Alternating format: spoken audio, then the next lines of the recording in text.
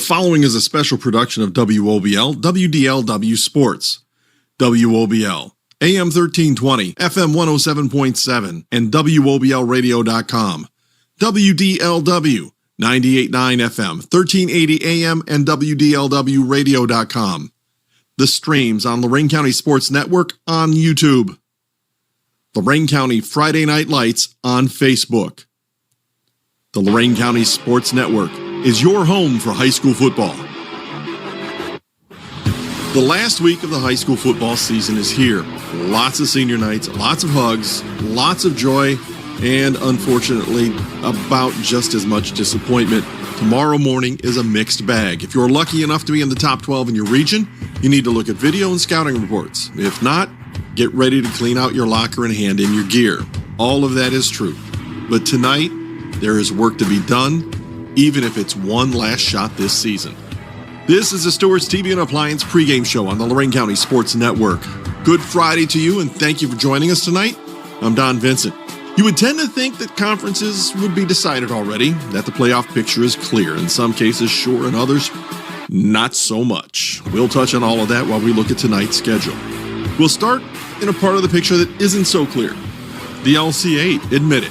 Up until last week, you thought you knew who was going to win the conference. Tonight, it'll be decided. So here's the schedule, and it's kind of weird how it worked out. The four teams out of the conference championship picture are playing each other, starting with 4-4, 3-2 Black River, visiting 2-7, 0-5 Oberlin. Black River still has the playoffs in sight, although that path is very narrow. 0-7, 0-4 Brookside will be at 3-6, 1-5 Wellington. Both teams will be capping off the season tonight. The four teams still in the picture in the LC8 play each other tonight and will be at both of those games. The playoff will be impacted by both of these games in a couple different ways. First up, on our Lorain County Sports Network stream on YouTube with Bull Barch and Max Drummond, and Lorain County Friday Night Lights on Facebook with Richard Flowers, 6-3, 5-1 Keystone will be at Tom Hoke Field to take on the Clearview Clippers. With a win, Keystone will play in Week 11, albeit on the road. That same win could put them in a tie at the top of the conference with respect to record. For the Clippers, a win gives them the opportunity to be in the discussion at the top of the conference. Search Lorain County Sports Network on YouTube and Lorain County Friday Night Lights on Facebook for this one. The other game in the conference is on Gold Country, WOBL tonight.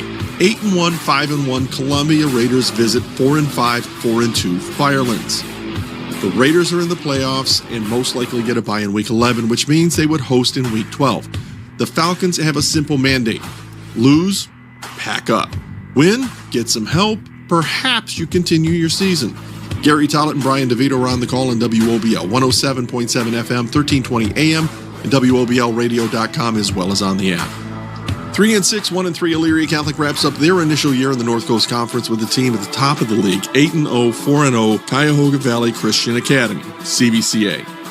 Technically, there is a path to the postseason for the Panthers with a win. Doubting the Royals are really going to let that happen. The Vermilion Sailors head to Bellevue to put their 5-4, 1-2 record on the line. The Sailors are playing another week with a win. A loss will likely take them out of contention, primarily due to second-level points. Bellevue comes in at 6-3 and looks to be favored in this one. Our Cool Cat game of the week takes us to Medina, County, and City. The 2-7 Lorain Titans play the 2-7 Medina Battling Bees. Neither has a real shot at the playoffs, so both will be ending the season tonight. It's still a big deal. Everyone wants to win the last game of the year to feel good looking ahead to next year. Dave Granczynski will join me on the call for this one on 98.9 FM, 1380 AM, WDLWradio.com, and on the app. Finally, it's the SWC, which has more than a couple teams looking at the postseason. 8-1 Avon will actually already has won the conference. Tonight they are playing to improve their tournament draw.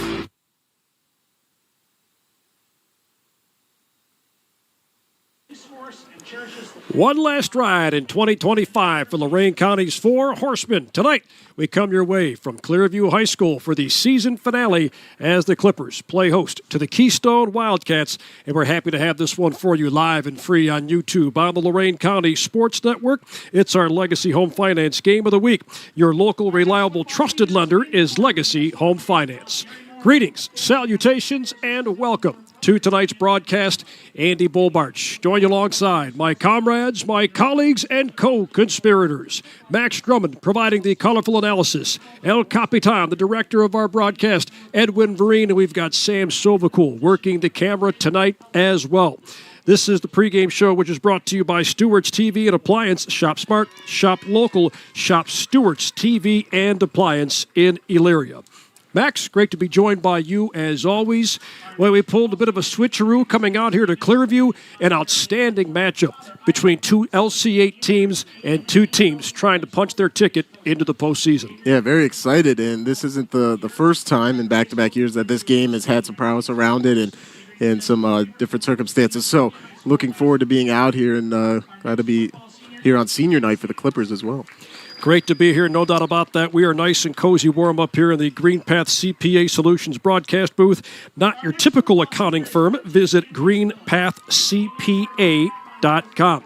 Well, it's a bit chilly, but it's week 10. We wouldn't have it any other way. And that brings us right in to our weather and field conditions brought to you by Lorain County Clerk of Courts Tom Orlando, a proud sponsor of high school athletics. Look, for the most part, looks like the precipitation has moved out of the area, but it's a little bit chilly out there. Yeah, we may be slightly more comfortable than everybody in the stands and on the field tonight. 48 degrees right now, and, well, it's already pretty cloudy out, so the sun is gone. Don't expect to see it.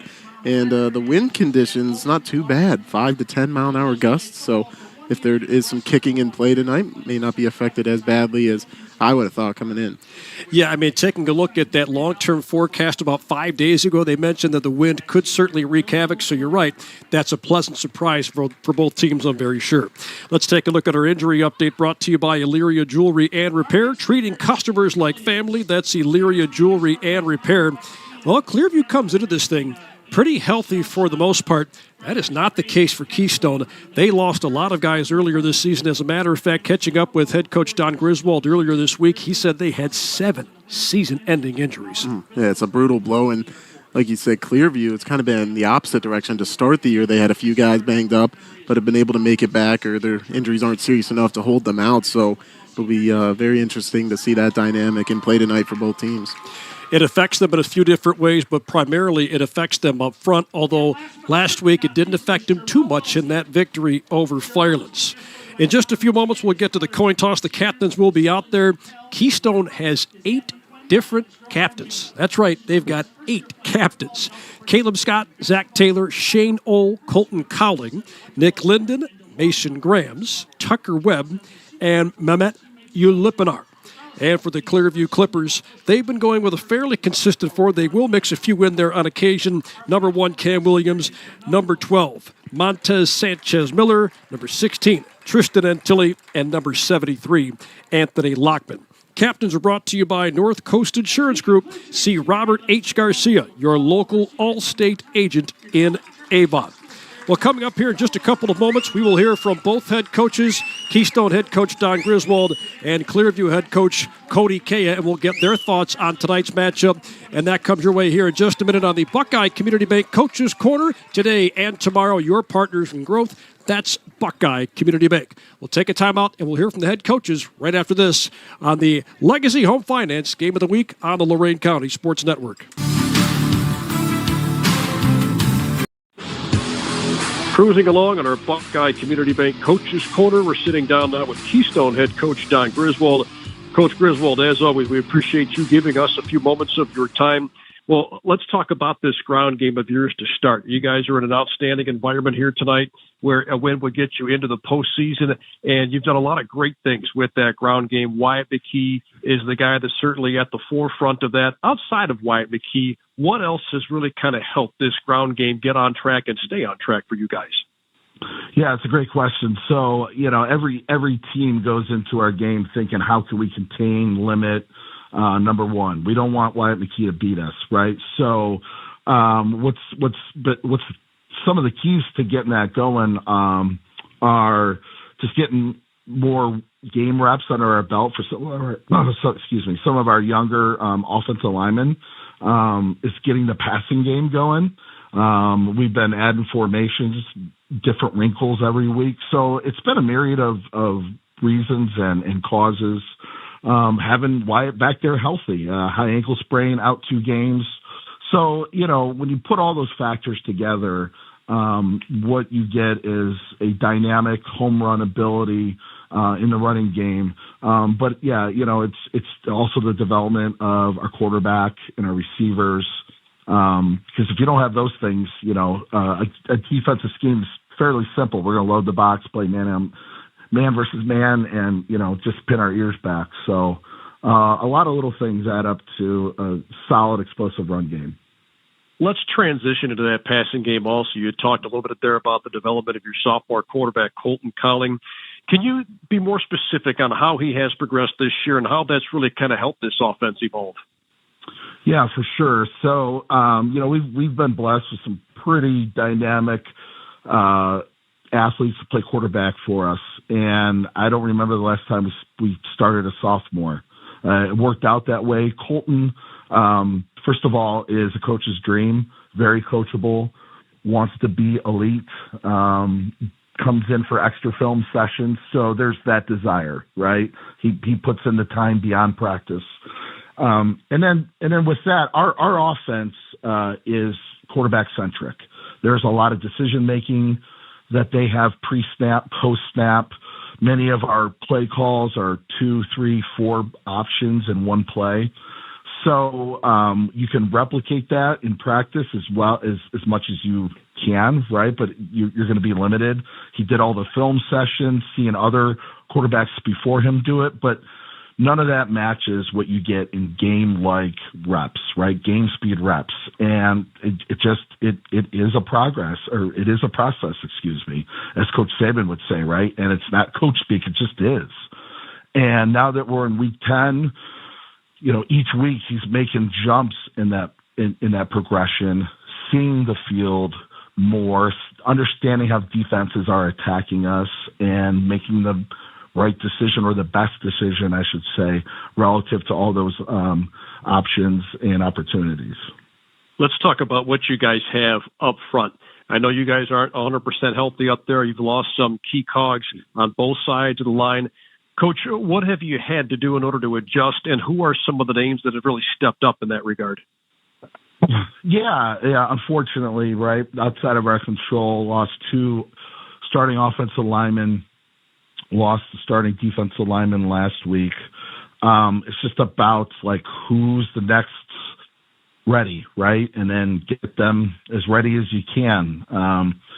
I'm really proud of, when you think about that O-line group and all the names that have been shuffled in and shuffled out, just could not be more proud of Luke DeVore. He's a sophomore, but he has the wisdom of a senior.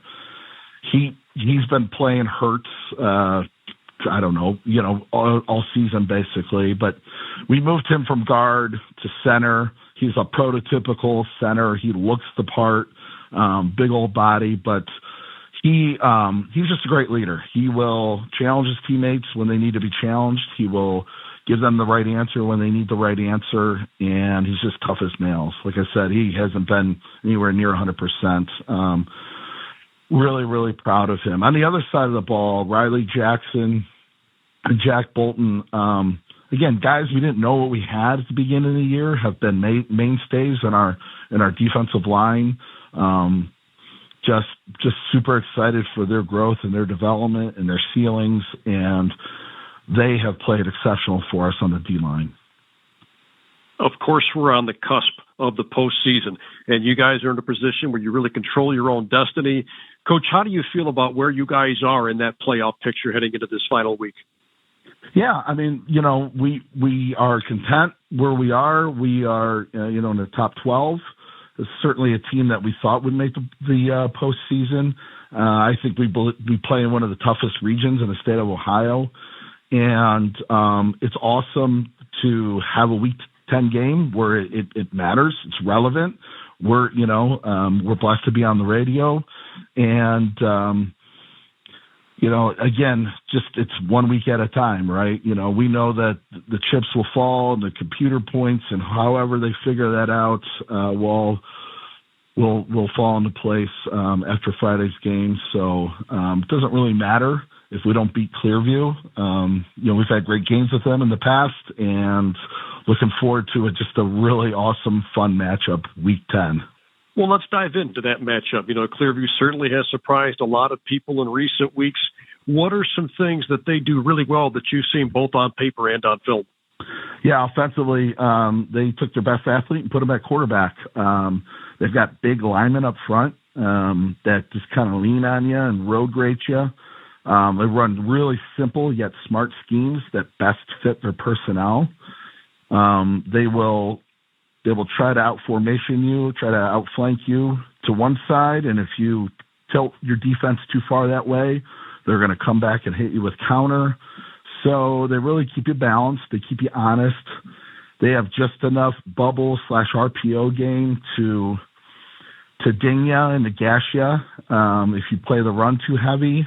They got some really speedy wide receivers outside so they can go over the top. So they really can attack you in a myriad of options, whether it's horizontally or vertically. And they've got athletes for sure, and they've got linemen. And coach over there feels like they are developing a tough blue-collar mentality up front. And, we're going to have to play solid defense. And then on the defensive side of the ball, Coach Kaya is their head coach, but he's been their DC, their defensive coordinator for a number of years, continues to call the defense. They are very aggressive. They will take some chances, but they are downhill. They will blitz. They blitz probably more than any other team in the league. So you got to be prepared for the chaos that they try to impart on the offensive line. So they're going to get some, but there's also home run ability there when we're on offense. So yeah, they just do some really smart schemes over there that play to the strengths of their personnel. Great stuff. Well, Coach Griswold, as always, we appreciate you giving us a few moments of your time, and we wish you the best of luck against Clearview later on the night. All right, Andy. Thank you. Thank you, Coach. Again, that's Keystone head coach Don Griswold joining us on the Buckeye Community Bank Coaches Corner. We'll step aside and take a quick timeout and come back with more after this on the Lorain County Sports Network.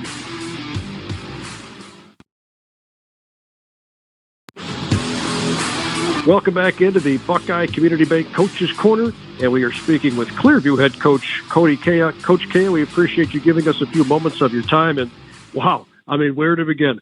Off of that incredible upset victory over Columbia last week, you guys come into the last week of the season with a chance at punching your ticket to the postseason. Coach, where did you notice this team really begin to turn a corner and start to play some outstanding football? Because it seems like this team is hitting on all cylinders right now. Yeah, first off, thank you for taking the time to talk to me. But yeah, I would say really this has been weeks in the making. I'd say really when we got into conference play, I started to notice a change. I thought little by little we were starting to piece things together. And I mean, all of it obviously starts up front on the O-line, but behind him, Cam Williams has done a great job of embracing the quarterback position and the growth he's shown, especially for a kid that's quite honestly never played the position before. Has really, I feel like, elevated our offense. And, you know, it's a total team effort, but we've been putting a lot of good things together week in and week out really since conference play started. Let's stick with Cam Williams for just a moment. Coach, when was it and why was it you guys decided to make that switch to put Cam under center? Yeah, it kind of started by accident. We had some injuries and different things going on, some sickness, and we had guys banged up. And one day we were sitting around looking, and we're like, man, it was a Monday, I believe. Who can take snaps in case, you know, we're in an emergency situation? And yeah, Cam stepped up and said, yeah, I think I can handle it. And we had a variety of kids taking snaps, and I'm watching Cam and his footwork and my offensive coordinator. He just looked natural with it. It looked like he had done it before. And then from there, we haven't missed a beat, and he's continued to get better each week. Yeah, the numbers certainly back that up. There's no question about it. I know up front there are certainly some kids that have gone a long ways as far as taking on a leadership role and buying into some of these concepts that have really helped you guys continue to get more confidence week after week. Who are some of those guys that have led the charge for you up front? Yeah, well, I mean, it starts with, I'd say, our seniors, so Anthony Bachman and Manny Moore at our guard position. They've done a great job of kind of setting the tone, and they've been, you know, accustomed to the starting role as they've started multiple years, each of them. And then the middle, our center, Timmy Horvath, done a great job too.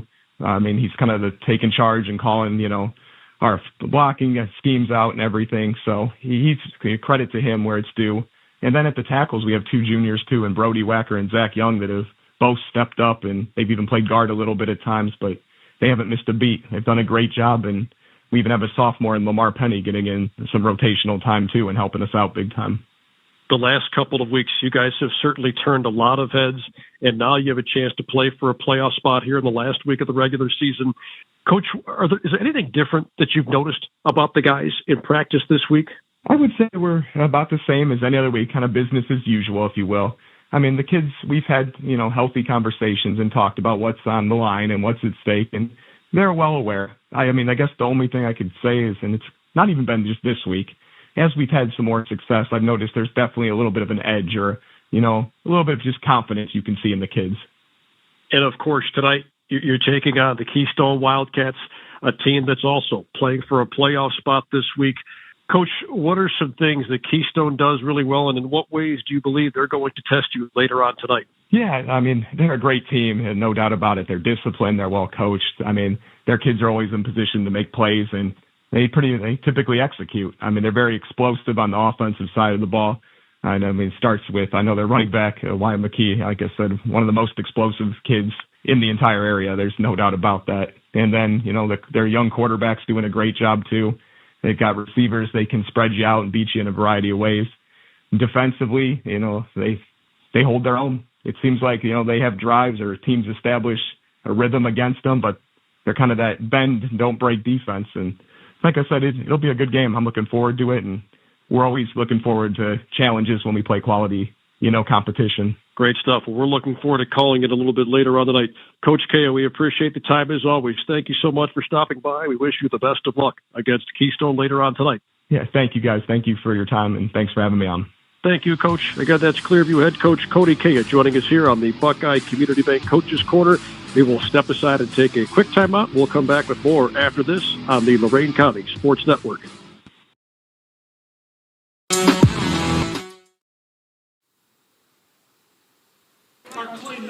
Putting the finishing touches on our pregame show brought to you by Stewart's TV and Appliance. Shop smart, shop local, shop Stewart's TV and Appliance in Elyria. Glad to be coming your way tonight, live and free on YouTube on the Lorain County Sports Network for the regular season finale between the Clearview Clippers and the Keystone Wildcats. Now it's time to dive into our keys to tonight's game, brought to you by Williams Brothers Builders, performing site work, concrete carpentry with their own forces. That's Williams Brothers Builders. Well, this is a pair of teams that they kind of mirror each other in several senses, and I think it's only fitting that their keys kind of tie together really well. So instead of kind of doing one for each team, just overall in this game, both teams really like to run the ball. They establish their ground game early and often, both right around 200 yards per game. And I think the difference is going to be who can break off either a long run, either on a chunk run, anything over 30 yards, or find a play in the passing game, somehow slip one past these defenses that have been playing pretty well this season. And just looking forward to seeing that chess match play out. Obviously, it's going to be a very physical chess match, but who's able to kind of finesse their way to a big play and break this game open. Physicality is certainly something I think both sides definitely expect this deep into the season. All right, let's take a look at our referee and his officiating crew tonight. The officiating crew is brought to you by the attorneys at Stringer and Gazier, working personal injury, family law, and workers' compensation cases. That's Stringer and Gazier. Head referee is Tim Dyke. He will be joined by umpire Tim Dillon, linesman Mark Gillis, line judge Mark Novak, and back judge Steve Awanek. Let's take a look at the starting lineups now. Lineups are brought to you by Gehring's Tavern. Edwin Vereen and Max Drummond found out firsthand that post-game meals just taste better at Gehring's Tavern in Grafton. We'll get to the coin toss here in just a moment, but we do know that Keystone will be on offense to kick things off, so we'll take a look at that side of things for Keystone. The wide receivers are number 5, Shane Ola, 6'2", 210-pound senior. Number 9, Brendan Hagerman, a junior at 5'11", 175. And also a sophomore in number 7, Bobby Gurich, 6 feet tall, 205 pounds. In the backfield, number 1, Wyatt McKee, 5'11", a junior, 200 pounds. And number 3, Zach Taylor, 5'9", 175-pound junior. The quarterback is Colton Cowling, a sophomore, 6'3", 185. Left to right up front, at tackle on the left side. Clinton Thomas at left guard. Kyle Naylor. The center is Luke DeVore. Right guard Gus Hoops. And the right tackle is Aiden Wright. Looking at the defense that'll be opposing them for the Clippers, we'll start up front. Montez Sanchez Miller, senior defensive end, wearing number 12. Then in the middle, Zach Young, Manny Moore, very disruptive there on the interior. And Brody Wacker closing out that defensive line on the opposite side. Then up to the linebackers, Tristan Lentilli, Christian Stevenson, as well as Cam Williams. We'll see him on offense as well. And then in the secondary, Jamel Wilson, Nate Christensen at the safety spot, and Xavier Garcia out wide at corner. Coin toss went down just a little earlier tonight. The coin toss brought to you by the Lorain County Visitors Bureau, celebrating 200 years together. That's the Lorain County Visitors Bureau. Clearview won the toss and they deferred, so Keystone will be going right to left here to begin the festivities tonight. They will retrieve the opening kickoff. That opening kickoff comes your way courtesy of Lorain County Community College. Kick off your future with LCCC. That's Lorain County Community College. Well, what a matchup we have here tonight, Max. Should be a big one. Well, the winner, in the case of Keystone, they win, they would get in. And in the case of Clearview, a win would go a long ways to getting them into the postseason. Yeah, and they've already done a little bit of the unthinkable last week, pulling off that big win against Columbia to even give them a chance here in Week 10. So they're looking to ride that momentum not only here into this week, but into Week 11. McKee is back deep around his own 15-yard line, ready to retrieve the opening kickoff. In special teams, sometimes something that can be swept under a little bit when you're talking about schools that are a little bit smaller. And you have a lot of teams at the Division IV and Division V level. They hardly ever kick point after attempts. They go for two all the time. Yeah, they spend most of their practice time on those extra plays near the goal line instead of a kicking unit. The opening kickoff, end over end. It's retrieved by Taylor at around the 21-yard line. He's got room to run. Zach Taylor gets across the 50-yard line, and he's undercut right around the 47. Zach Taylor with a terrific kickoff return, and Keystone has great field position to begin the game. Well, and in the pregame, we discussed looking for an electric play rather than short yardage or grinding your way down the field. Right there, special teams is a great way to do it, especially right out the gate of this game. Nose of the ball at the 46-yard line. A terrific return, and we expect to say the name Wyatt McKee a lot here tonight. Oh, yeah. Colton Colley, sophomore quarterback. In the shotgun, he'll have McKee behind him. And the other tailback in the starting lineup is Zach Taylor. They've got him lined up in a wing on the near side. Colley, just a sophomore, made waves as a freshman at basketball last year. They give it to McKee. Makes a nice little cut to the outside. He's got room to run, and he's tackled along the numbers after getting close to first down yardage. He got near the 36. And they'll spot him down just shy of that at the 37, a 9-yard pickup. And we got to see a really nicely executed block there by number 9, Hagerman, at the end of that run. He held off until McKee was closer to him, so he didn't get a block in the back penalty. Heads-up play there. And we have whistles early. And somebody was lined up in the neutral zone for Clearview. That's going to cost them 5, and that will give Keystone a first down. And already in the first couple of plays, we're seeing how much the Wildcats trust just the sophomore Cowling with guiding this offense and directing traffic here. On the first 2 plays, he's looked over a sideline. That time they catch somebody fooled there on the hard count. Cowling throws a pretty nice ball. We saw him in warm-ups about a half hour or so ago. Real nice touch on those passes. Waiting on that shotgun snap. He gets it. They'll feed McKee again. A nice hole to run through left side. He's tackled left side between the hashes and numbers close to the 20-yard line, and they will move the sticks again. And the amount of burst that he hits the hole with, it's almost unfair. See him shot out of a cannon almost every time he gets the ball. Incredible numbers for a guy that missed a couple of games early this year. 825 yards on the ground. He's found the end zone 15 times this season. And he's averaging almost 7.5 yards per pop. Well, and I love the talk with Coach before the game, how creative they're trying to get, so he keeps getting numbers like that. They'll pass it right side, caught in the flat by Taylor. Taylor breaks one tackle, tries to avoid another, then he's gang tackled close to the 13-yard line. Taylor down near the 13. Well, they're going to need that passing game to try and keep this defense honest, to keep them from loading up the box. It's a Clearview defense that they really get after it up front. They can get a lot of tackles for loss and including some pressure in the passing game. So quick hitting throws like that are going to be necessary. 2nd down and 2 coming up for Keystone. Again, had great field position to begin this drive after a great kickoff return by Zach Taylor. Colling is going to pitch it, but there's nobody home. And thankfully for Keystone, that will fall incomplete. He actually shoveled that behind him, and that pass was immediately ruled incomplete.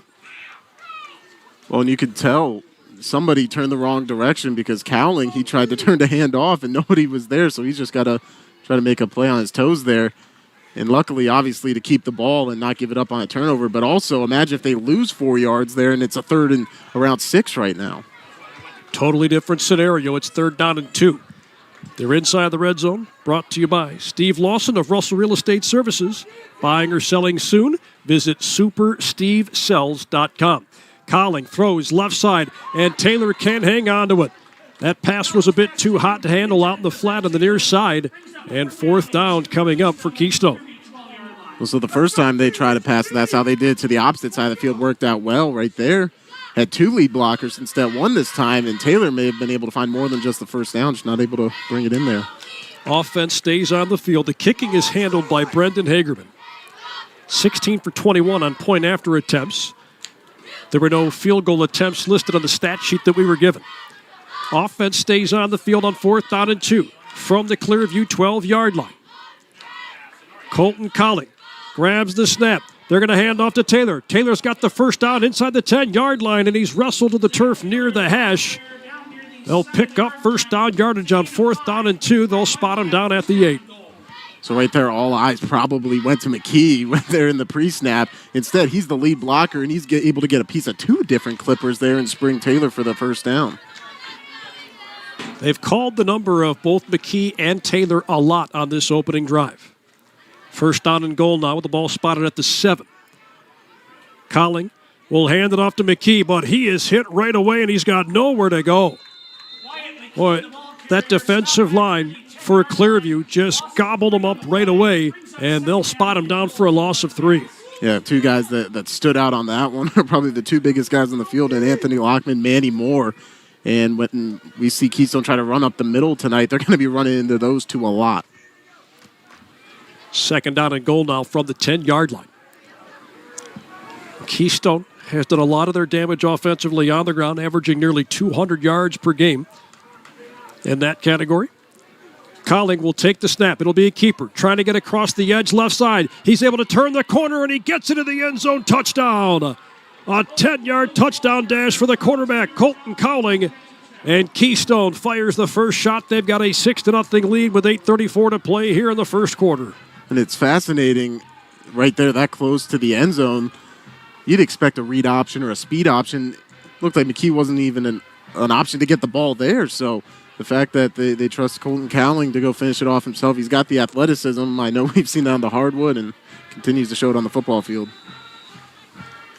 Brendan Hagerman is on for the extra point to try and make it an early 7-0 lead for Keystone. Again, this was all set up by a terrific kickoff return from Zach Taylor.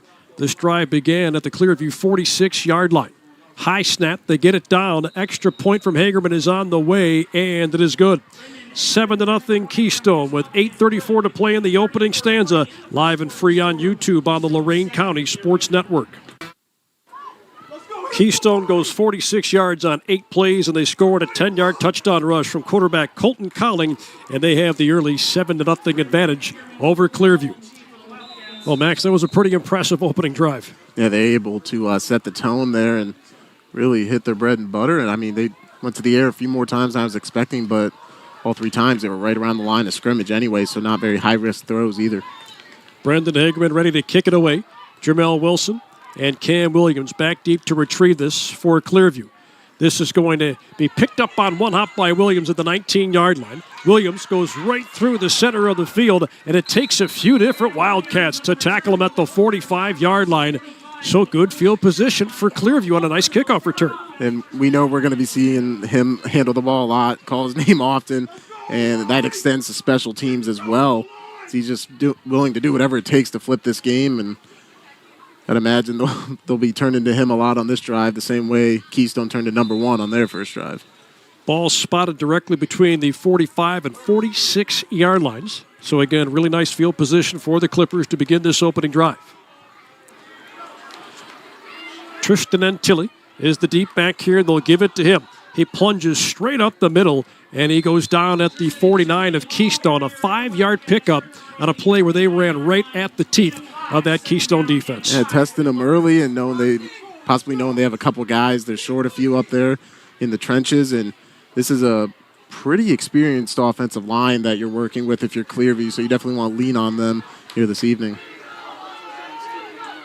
Antilli and Christian Stevenson, the two tailbacks, with Cam Williams leading the charge at quarterback for the Clippers.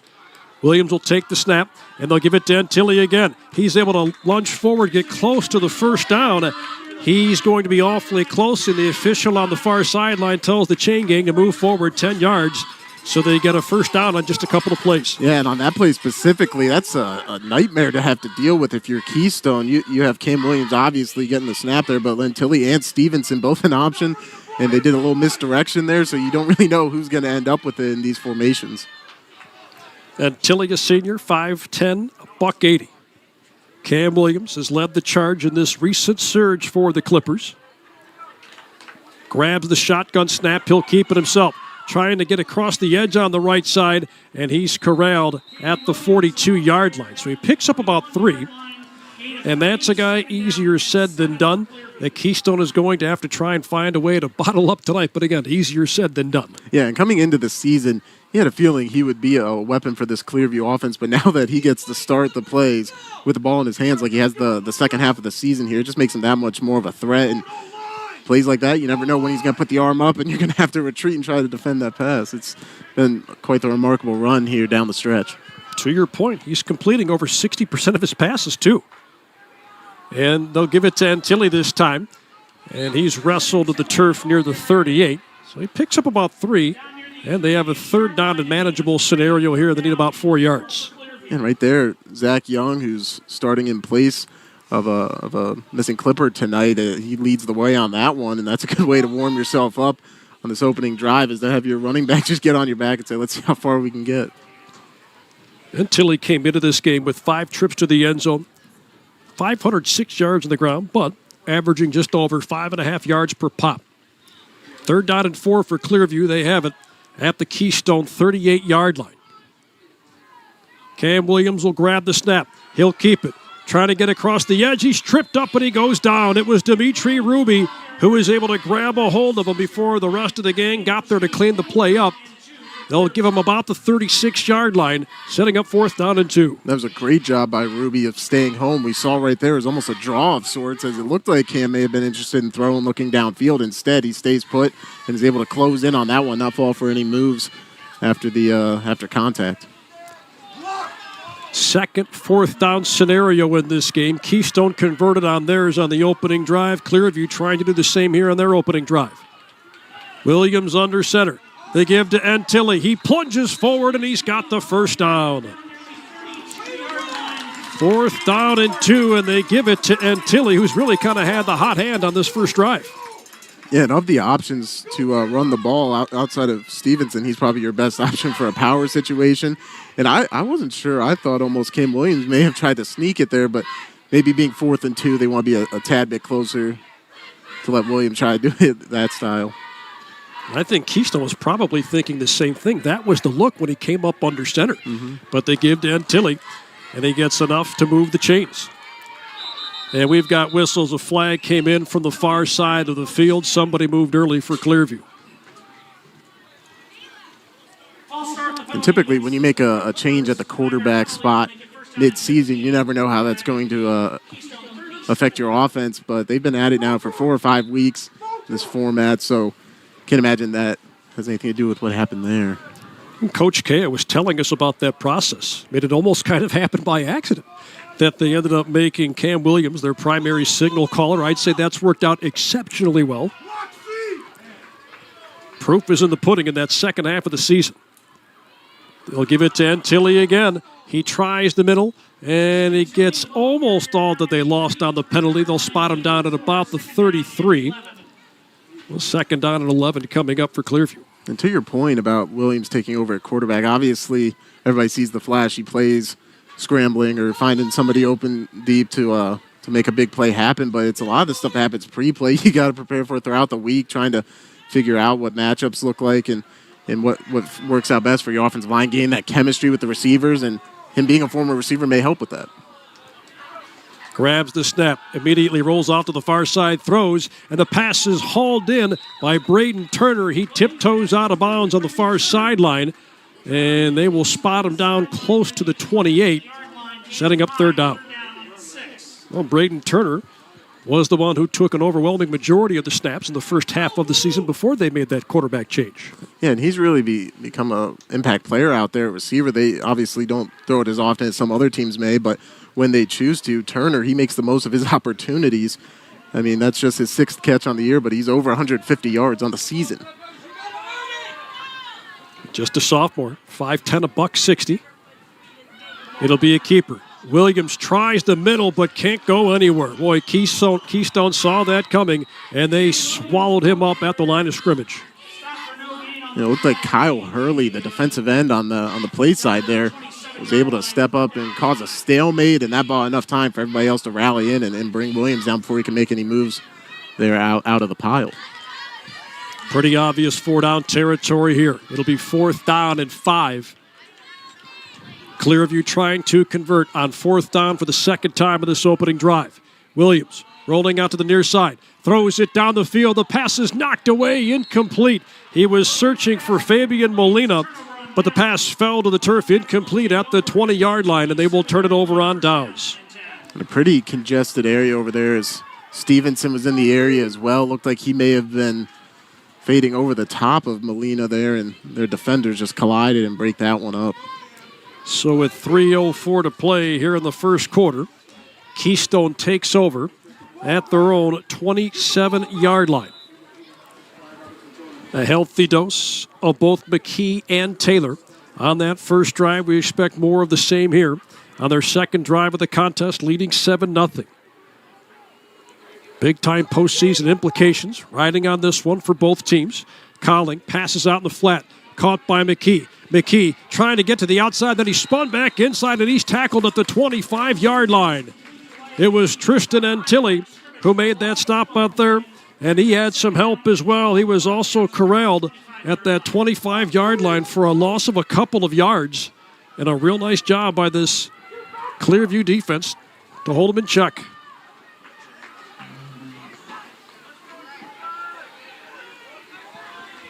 And we'll see this a lot tonight from Keystone as they can really keep you guessing if you're a defense, especially since they let Cowling call from a few different plays to choose from.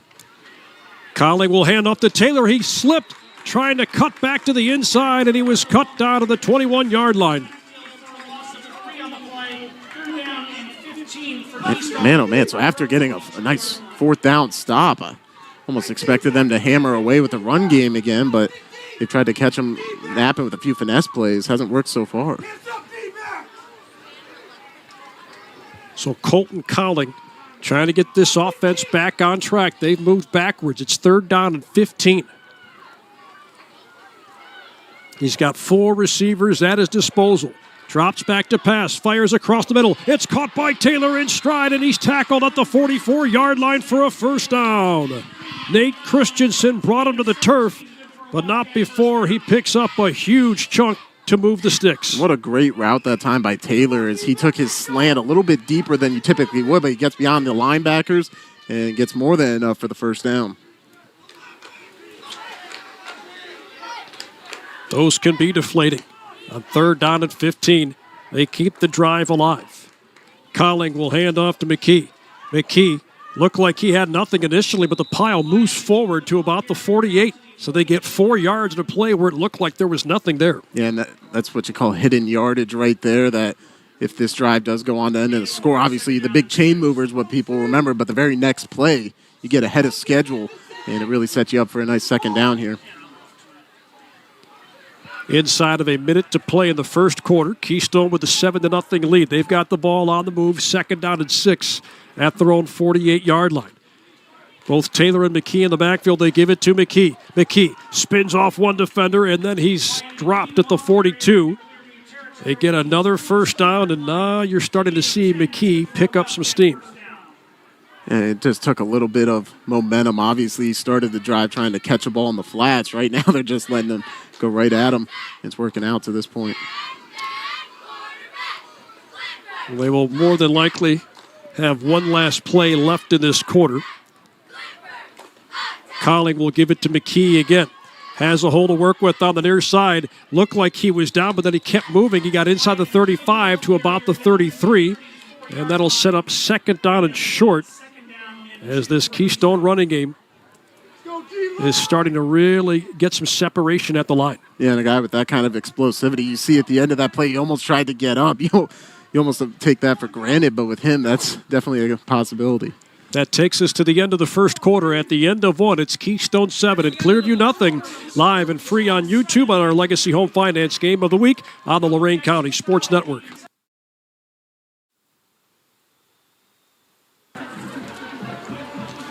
Keystone's offense on the move here as we begin the second quarter. They lead 7-0 over Clearview. Second down and 10 for the Wildcats. They have it at the Clearview 34-yard line.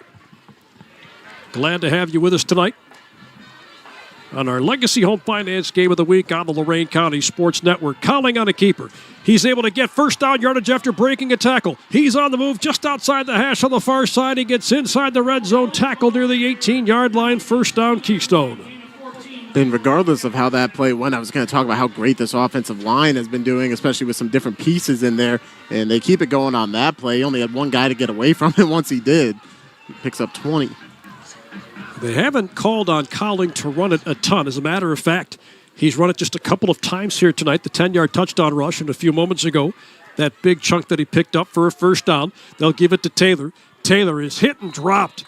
Montez Sanchez-Miller along with Cam Williams on the stop, limiting him to no gain on the play. And it's plays like that make what Cam Williams is doing on offense even more impressive, is that he's still involved that much on defense. And he kind of has to be with how their depth is working out at this point in the season. Sanchez-Miller was actually in on a couple tackles for loss on the first two plays of this drive. Set up third down and 15. He had his nose in on that one as well. He's put together some really nice numbers this season. Mm-hmm. They'll pitch it outside to McKee. Makes a nice cut inside, and he's stopped just outside the hash at the 17-yard line. And it was Montez Sanchez-Miller who was there to slow him down again. Just about to say, it was apropos that you brought him up before that play, and then Lentilli buys him enough time for Lentilli to come in and finish that one off, and brings up another huge third down on this drive. Well, a great senior season for him. 19 tackles for loss coming into tonight's game, including 11 sacks. Those are all conference numbers right there. I'll say, no question about that. 3rd and 7. Second third down scenario on this drive for Keystone. Colling looking to the flat far side. It's caught by Taylor at the 21-yard line. Makes a cut inside. Hit at the 15, but he keeps his feet moving. He is stopped shy of the first down. And I think they'll spot him down at about the 12. That brings up 4th down. And that's not the first time on this drive we've seen these Keystone Wildcat runners be able to get away from the first tackler, be able to fight through a pile, and it's cost them a couple times if you're the Clearview defense, and making it 4th and 2, it could once again. It'll be 4th and 2 at the 12-yard line. And I think Keystone's going to burn a timeout to talk about this one. They will do just that. Timeouts all night long brought to you by Lorain County Recorder Mike Duran, securing and organizing real estate documents. That's Lorain County Recorder Mike Duran. We'll keep this one here because 4th and 2 is coming up here from the 12-yard line with 9:46 to play in the second quarter. 7-0 Keystone with the lead, and this isn't the first time they've been presented with a scenario like this. Yeah, I think it was a good idea there to use the timeout. They were down to around 10 seconds left on the play clock. You definitely don't want to rush this decision. Last time we saw them face it, they were able to throw a different look at him. Wyatt McKee being a lead blocker, you wouldn't expect that on 4th down, so we'll see if they played a tendency or if they do something like that again. Scary thing about this Keystone offense is they have so many different ways of beating it. You know, and I think there's been a little bit more complexity in the passing game. Coach Griswold alluded to that during the Stewart's TV and Appliance pregame show, talking about how they've evolved with that passing game to the point where teams can't necessarily stack the box against them. Yeah, if you do that, you're going to leave yourself open to a few guys that have some pretty good length on. Bobby Gurich and Shane Old both over 6 feet tall. You don't necessarily want to leave those kind of guys on islands. 4th down and 2 coming up. Colling takes the snap. They give to McKee. McKee plunges his way forward, and it looks like he's going to have just enough for a first down.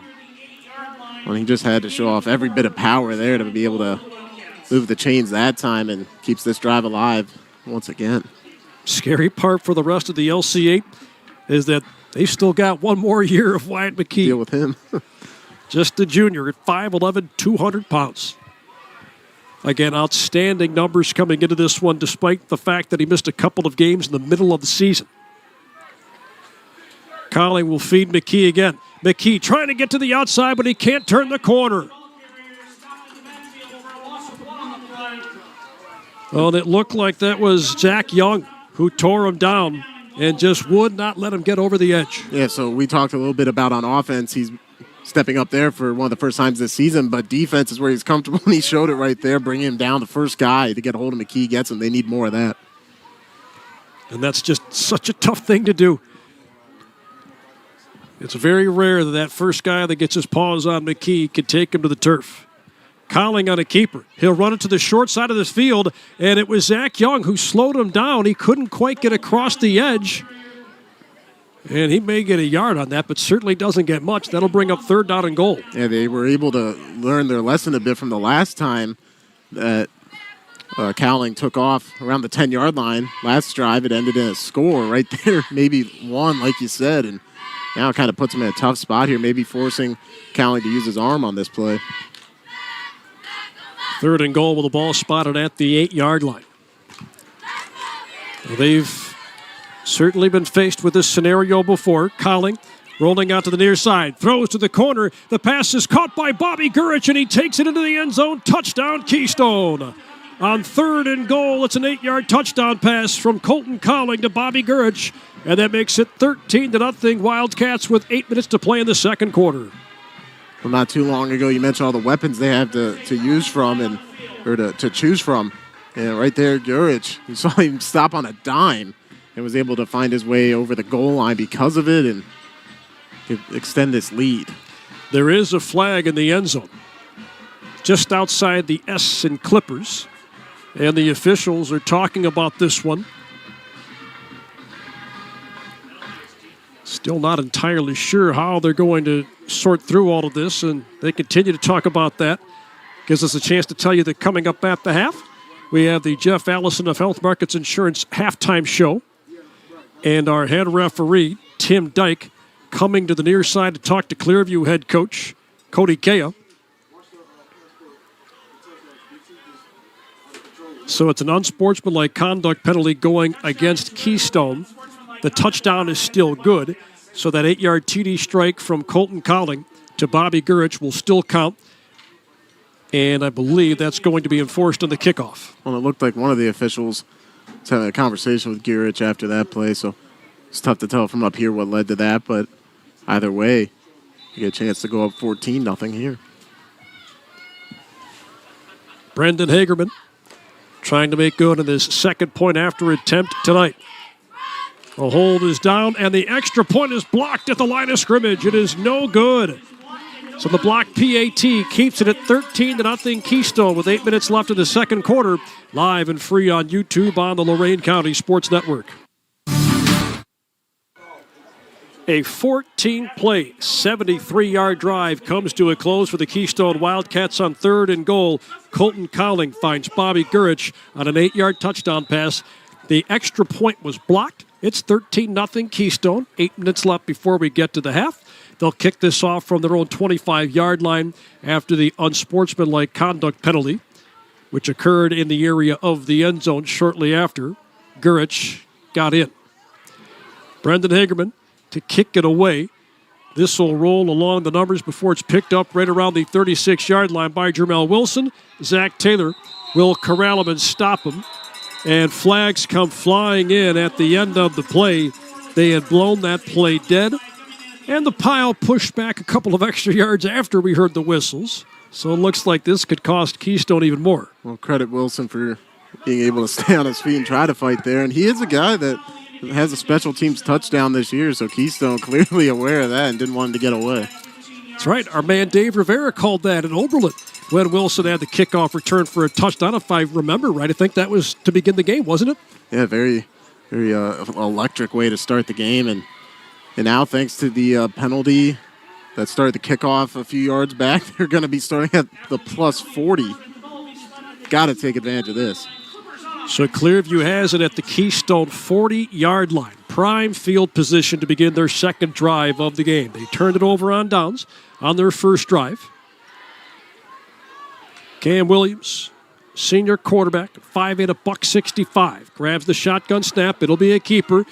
He's able to get past the 40-yard line, and he's able to work his way out of a tackle before being dropped back at the 43, but forward progress will halt that play dead at the 38, so it's a 2-yard pickup. Well, I'm surprised the forward progress stayed intact there with him almost spinning out of the tackle, but that's a clear example right there of how tough this Keystone front can be despite being maybe a little undersized. There were 3 different pullers there, including a running back trying to lead the way for Williams, and he still only managed 2.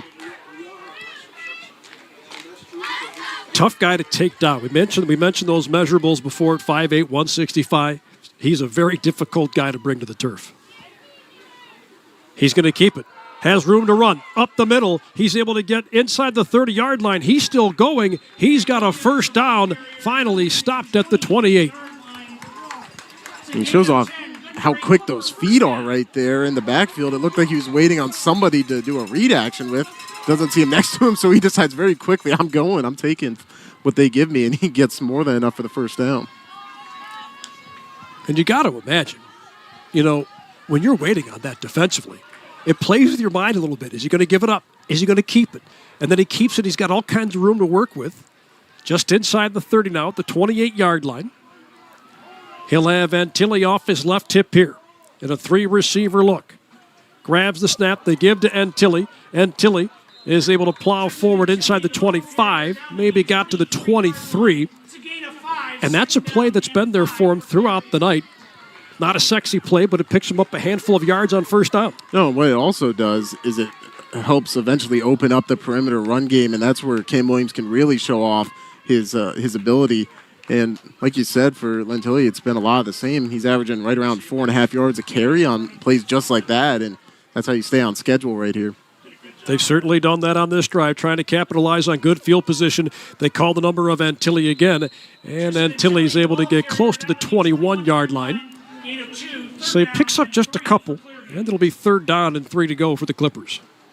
And with how much Cam Williams has taken the LCA by storm, obviously there's going to be eyes on him, but plays like that, those defensive ends, those outside linebackers, the more you do it, the more they tend to crash, or maybe they don't stare at Williams for as long and help set you up.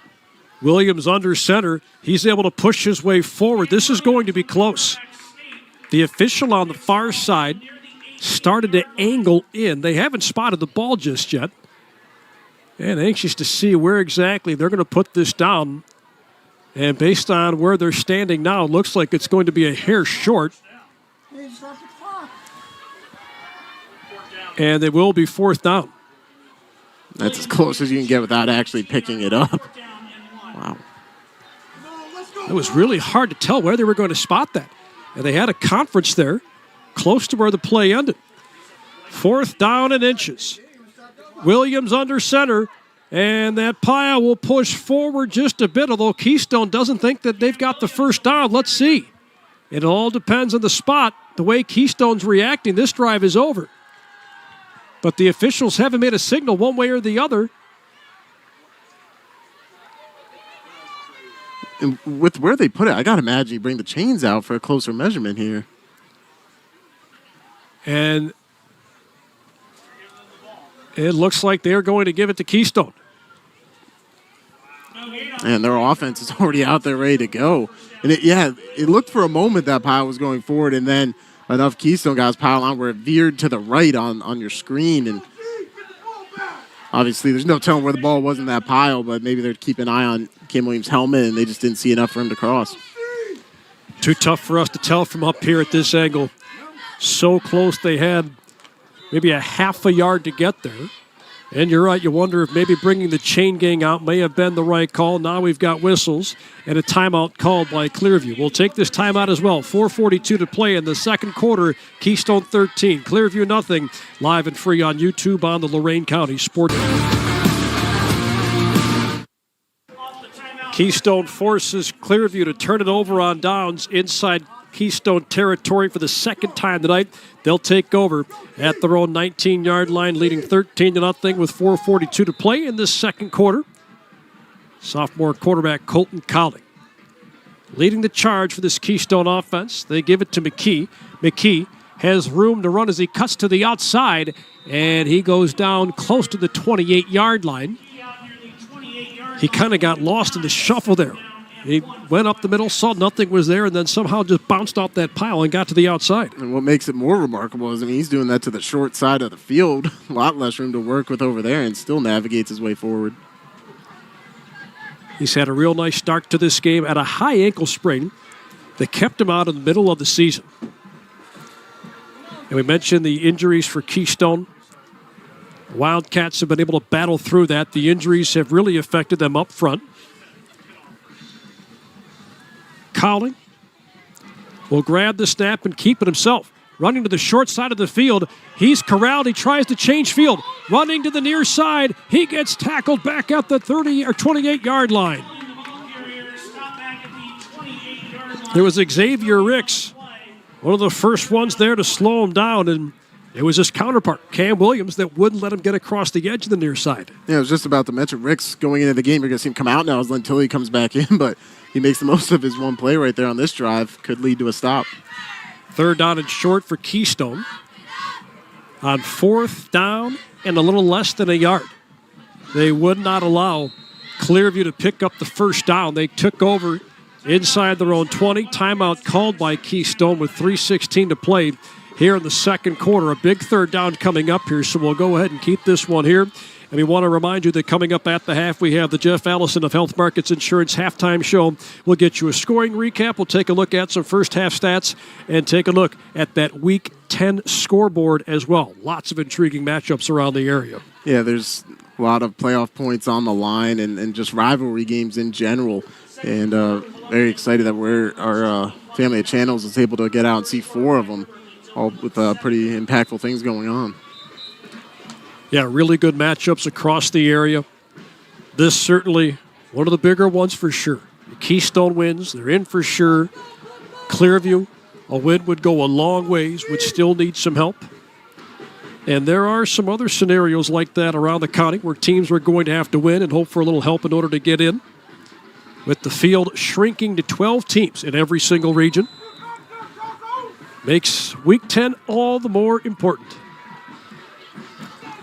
Third down and 2 for Keystone coming out of that timeout. Both teams have a pair of timeouts to work with. Take that back. Keystone's got one to work with. They'll give it to McKee. McKee tries to bounce this to the outside. He's got the first down, and he's tackled at the 38-yard line for a first down. It's amazing. It feels like he's running parallel to that line of scrimmage forever, and then once he sees his gap he wants to work with, he takes off, and there's almost nothing you can do about it. He could be a punishing runner, yet he's got the ability to make those really tight and quick cuts. He specializes in them, and right now the tempo affecting Clearview looked like they wanted to sub, but they had to call off the substitution that time with Brody Wacker to keep him on the sideline. Play clock inside of 10. Low snap. They'll pitch it to McKee. Makes a cut to the inside, and he's cut down at the 25-yard line. And McKee a little bit slow to get up at the end of that play.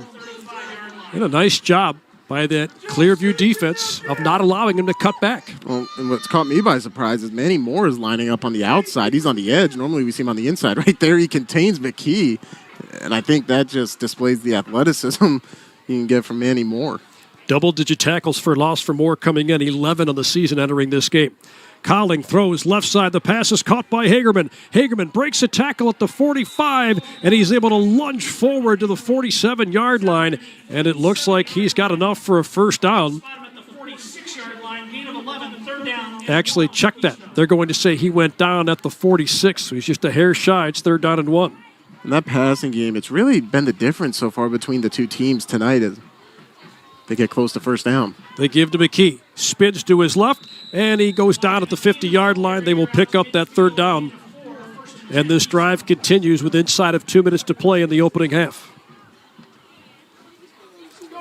And that fits right into McKee's specialty there. Now, I imagine this tempo, they'll stop and look a little less often here as they try to get down the field quickly. Coming up on the 7th play of this drive. Colling facing pressure, airs this one out, looking for Hagerman. The pass falls incomplete, but a flag came in at the end of the play. Nate Christensen was on the coverage. And it looks like they're going to get Clearview for a pass interference penalty here. And that's going to put them inside Clearview territory. They'll spot the ball at the 35. That's a tough one for the Clippers to take. And the hardest thing looking at that play, especially if you see it on film the next day, is they may not have needed to even go near him the way Callan kind of sailed that ball. There was lots of air under that, and I think that was the argument from those here on the near side. Just certainly wasn't a catchable ball, at least it appeared that way from up here, but it's 1st and 10 at the 35. Colling rolling out to the near side. Facing some pressure, he throws across the middle, and the pass for a second looked like it fell incomplete. Now they're going to say he caught that. Zach Taylor somehow makes the catch at the 26. That's a huge chunk play right there to get around around 9. And keep Clearview on their toes. Colling in the face of pressure, throws, the pass is intercepted. Cam Williams with a monster interception at the 28-yard line. Tough to tell from here, but it looked like that may have been partially deflected. There was a defender in the face of Colton Colling, and Cam Williams comes up with the first turnover of the game. Yeah, and right off the edge, Montez Sanchez-Miller, he's able to get in the face of Colling, mess with that one, and then the do-it-all player, Cam Williams. Who else is going to step up when you need him most on this Clippers roster? Gets it back with 1:13 to go till halftime. That is an enormous interception, because that really thwarts a lot of momentum that had been developed by that Keystone offense. They were moving right down the field, and now they have it at their own 28-yard line. Trying to get on the board for the first time tonight. Williams rolling out to the near side, throws to the sideline. The pass is caught, and it's taken out of bounds on the near side, close to the 36-yard line. That was Grant Kudo who made the catch. And it'll make it 2nd and 2. Yeah, fantastic job getting out of bounds quickly. And I like how Williams, there may have been other options down the field developing, but he made sure to get some guaranteed yardage there. And they do so pretty quickly. Nice chunk of 8. A nice chunk of 8. And they only took 7 seconds off the clock. They do have a couple of timeouts left. 1:06 left in the second quarter. Williams rolling out to the far side now. Looking down the field, he will throw this, and the pass is caught at the 48-yard line. It's caught by Braden Turner. Turner goes down to the 49, and they're inside Keystone territory, another first down. And now they should be able to get to use a little bit of tempo of their own, shock the systems of Keystone. Clock continues to tick inside of 50 seconds. Again, they do have 2 timeouts. Cam Williams rolls out to the near side. Looking down the field, he will throw this to Kudo again. Makes the catch at the 45-yard line. He gets tackled quickly. Wyatt McKee was in on that stop after picking up just a few yards. Bobby Gurich in on that stop as well, and timeout is called with 36 seconds left in the half. Obviously there it's a positive. You pick up a few more yards. You'd almost rather see Grant Turner get out of bounds, but in that situation, you've got 2 timeouts to work with. Not the worst thing in the world to try to get a few more yards. Now it leaves you just 1 to work with around 36 seconds left. Amazing how things have changed over the last 2 minutes. That interception from Cam Williams, absolutely huge. Even if no points come of that, they negated what would have been a monster drive for Keystone, because if they drive down and score, it could have been 20-0 with not much time left to work with here before halftime. That interception thwarted a lot of momentum, and now they have a chance to cut this deficit in half. Yeah, like you said, whether you get points here or not, it could turn into a 2-possession swing, getting the ball out of halftime if you're the Clippers. So either way, you secure some momentum before that point. One more timeout for Clearview. They're trailing Keystone 13-0 with 36 seconds remaining on the second quarter clock. And Tilly off the right hip with the quarterback, Cam Williams. 3 receivers at his disposal. He'll throw right side, and the pass is caught. Did he stay in bounds? It looks like he did. They only pick up just a couple of yards on that. He was able to complete that to Fabian Molina. And a timeout has been called by Clearview. And now they're saying they want to reset the game clock to 28. So they want to put 2 ticks back on the game clock. And of course, that could be the difference here at the end of the second quarter. And obviously using your last timeout, not ideal, but I think with where they are now in the third down to go situation, right around 4 yards here, I don't think it's out of the question to try to use Cam Williams' legs here, maybe get back up to the line of scrimmage and catch him off guard and be able to spike it after that and set yourself up with a fresh set of downs and a stop clock. And talking with Coach K earlier this week, we had asked, what's different about the team in practice? What do you notice that's been different the last couple of weeks? And he said confidence. Look, they're going at this differently than they did in the first half of the season. You see that in scenarios like this, where you've got to be quick, you've got to make good decisions, but quick decisions in this 2-minute drill. And we're seeing some of that here. Yeah, and a number of guys, maybe at the start of the year, they didn't have those reps or those live game situations, but now they got them under their belt, and it's a lot more interesting of a drive here down the stretch. 3rd and 4 at the 43. Williams looking down the field. He's in some trouble. He's able to escape it for a moment, but now he's corralled and he's dropped. Shane will sack him at the 47-yard line. And in all likelihood, that'll be the final play of the half, although they're trying to rush to the line very quickly. It's 4th down. He took a snap and then a knee with 8 seconds. And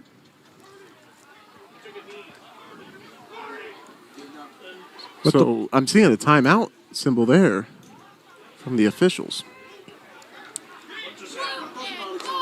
It's a little confusing. They didn't have any timeouts left, I thought. I don't believe so. It may have been different on the field versus up on the board, and it almost looked like I saw a spike there from Williams. Either way, if he spiked it or if he dealed it down, being 4th down, that would stop the clock. And their defense is on the field here. So it is going to be 1st down Keystone. So it's a turnover on downs as he took a snap and a knee. And I think that may have been a scenario where he wasn't aware that it was 4th down. And it almost appeared the coaches were telling him to wait, and maybe you can just throw up a Hail Mary as when you snap the ball as time expires. Now, Keystone will get the chance to do that, and Wildcats have 1 timeout. 5 seconds to work with. Colling drops back, and now they're after him. Rolling out to the near side, throws this one down the field, and the pass is caught by Hagerman. He shoved out of bounds at the 25-yard line. That will take us to the end of the first half. 13-0. Keystone on top of Clearview halfway through this one. Coming up here in just a few moments, we have our Jeff Allison of Health Markets Insurance halftime show. If you have insurance questions, call Jeff Allison of Health Markets Insurance in Amherst. Lots to get to on that halftime show. We'll give you a quick scoring recap.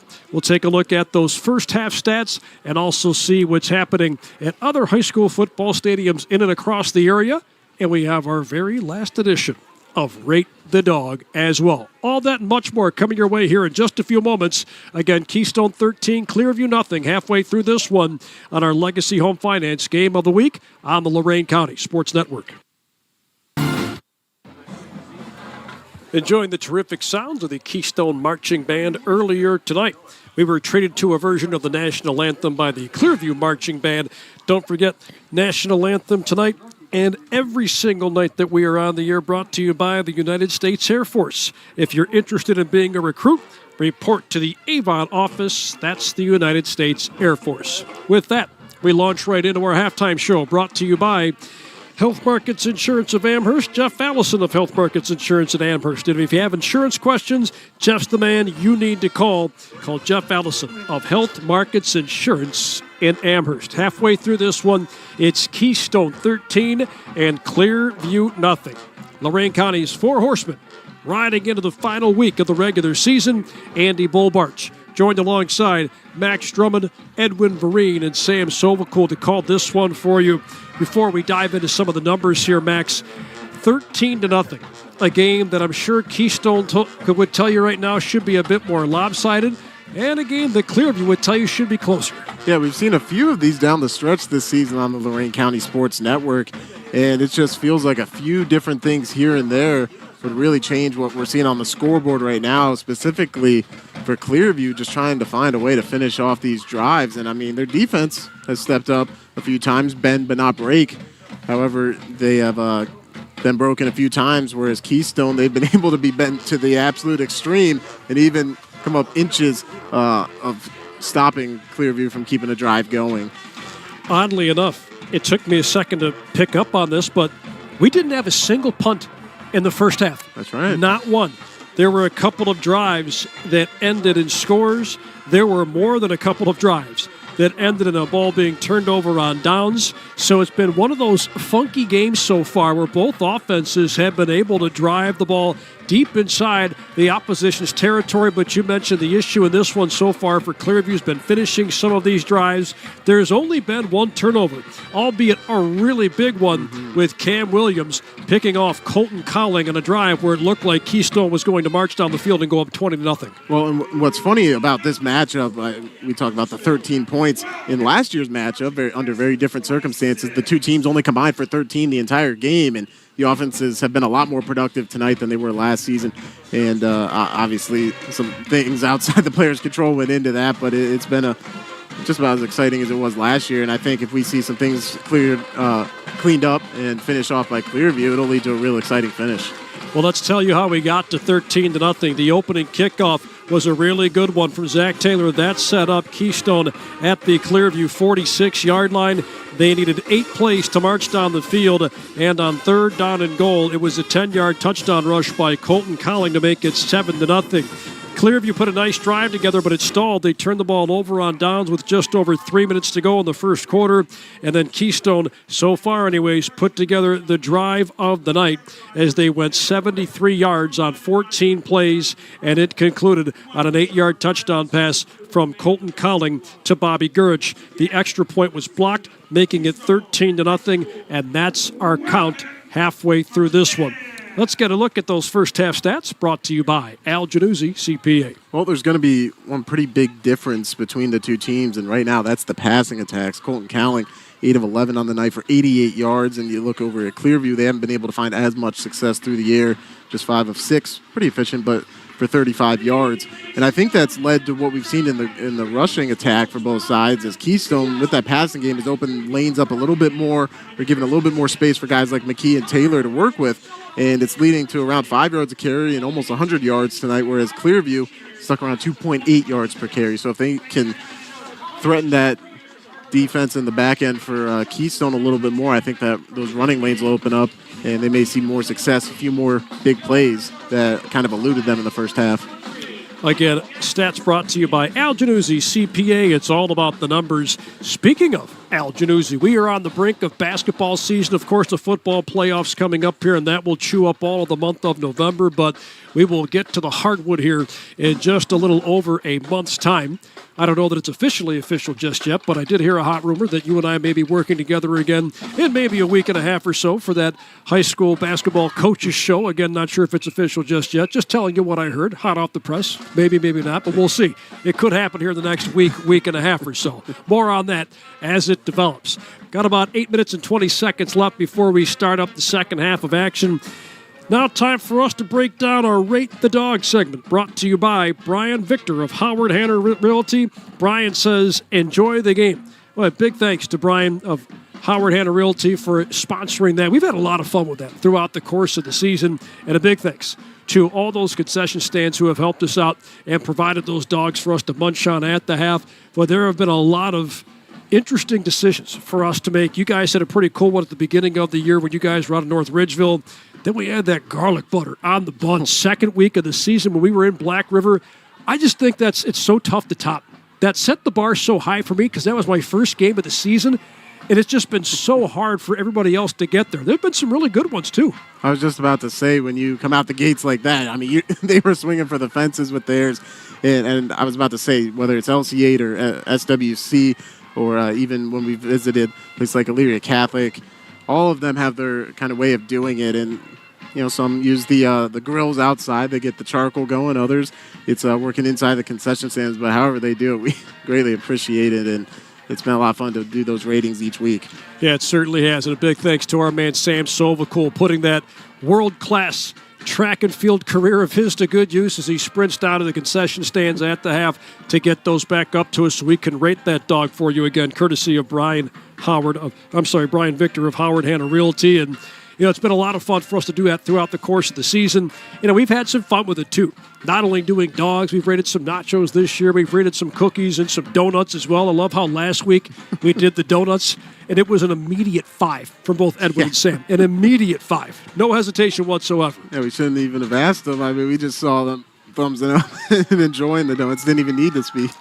Tip of the old cap to El Capitan as well, because he was the one that sniffed out the garlic butter secret when we were down in Black River. And he brought that to the attention right away of athletic director Coach Rob Clerico. And Coach Clerico said, I don't know. He kind of tried to sidestep it, so he showed his hand there a little bit, but nothing gets by our director, I'm telling you right now. Yeah, maybe that was their secret recipe. We may have exposed that. But either way, I'm sure the Pirate Nation is enjoying it.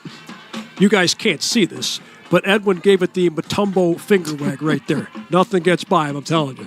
All right, let's step aside and take a time out here in our Jeff Allison of Health Markets Insurance halftime show. When we come back, we'll get a close look here at our area scoreboard as that playoff picture continues to take shape here in the final week of the regular season. Here at Clearview, Keystone leads 13-0 on our Legacy Home Finance Game of the Week. It's live and free on YouTube on the Lorain County Sports Network.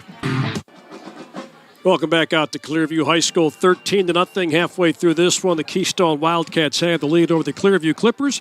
Glad to have this one for you on our Legacy Home Finance Game of the Week on the Lorain County Sports Network. Putting the finishing touches on our Jeff Allison of Health Markets Insurance halftime show. If you have insurance questions, call Jeff Allison of Health Markets Insurance in Amherst. Andy Bullbarch and Max Drummond on the call. Edwin Vereen, our director, Sam Sovacool working the camera tonight. Here in just a moment, we will take a look at the area scoreboard. Well, a lot of intriguing matchups going into this last week of the season. A healthy chunk of teams in, just working on playoff seeding. But there are a lot of teams really fighting in this final week of the season, just hoping for a shot to get into the playoffs. Yeah, the condensing down to 12 teams, we've alluded to it a few times over the previous couple of weeks as we've gotten closer to the playoffs. But it hasn't taken away some excitement from matchups, as some may thought it would, removing 4 teams from each region. But here in Lorain County, there's still plenty at stake. There's a lot at stake, no doubt about that. Let's take a look at some of these scores. Black River leads Oberlin 20-6. Vermilion 6, Brookside nothing.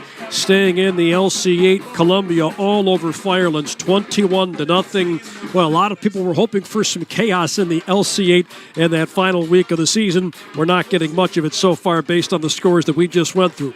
In the SWC, Avon all over Elyria 37-7. Well, they've got a great one brewing over in Olmsted Falls between the Bulldogs and the North Ridgeville Rangers, 22-21. North Ridgeville with the edge on Olmsted Falls. Berea Mid-Park trailing Avon Lake 21-14. There's no score at the half between Amherst and Midview, and that's a game that does have playoff implications, kind of sort of riding on the line. Both teams would need to win and hope for a ton of help to get in. For Midview, Division III, Region 10, and for Amherst, of course, in the always tough Division II, Region 6. Elyria Catholic trailing 28-6 to CVCA. Medina having some fun at the expense of Lorain 30-8.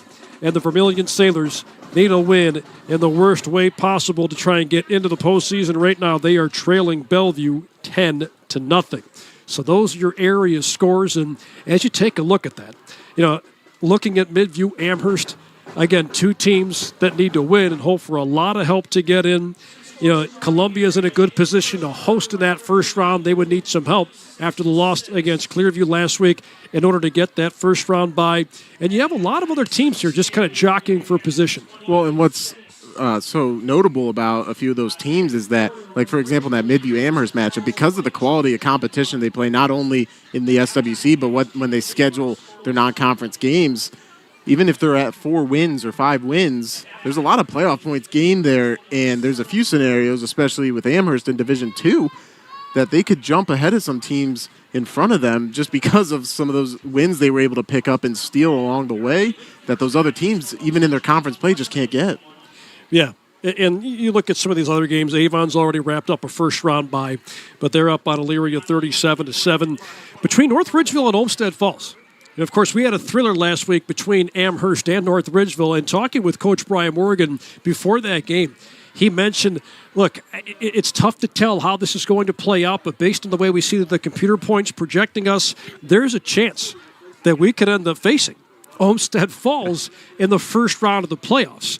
Now, of course, White House, Anthony Wayne, if they end up winning or maybe some other guys end up dropping out, there's a chance that North Ridgeville could end up getting a first-round bye if they hang on and win that game, too. That would be a monster win, and that would complete a monster regular season for a program that has really turned things around since Coach Morgan took over. Yeah, they've been rising in the pecking order of the Southwestern Conference since he has taken on the role of head coach there, and it's just led to some really exciting movement as well at the top of that region, Division II, Region 6, and that just happens to have a lot of teams from the area in it.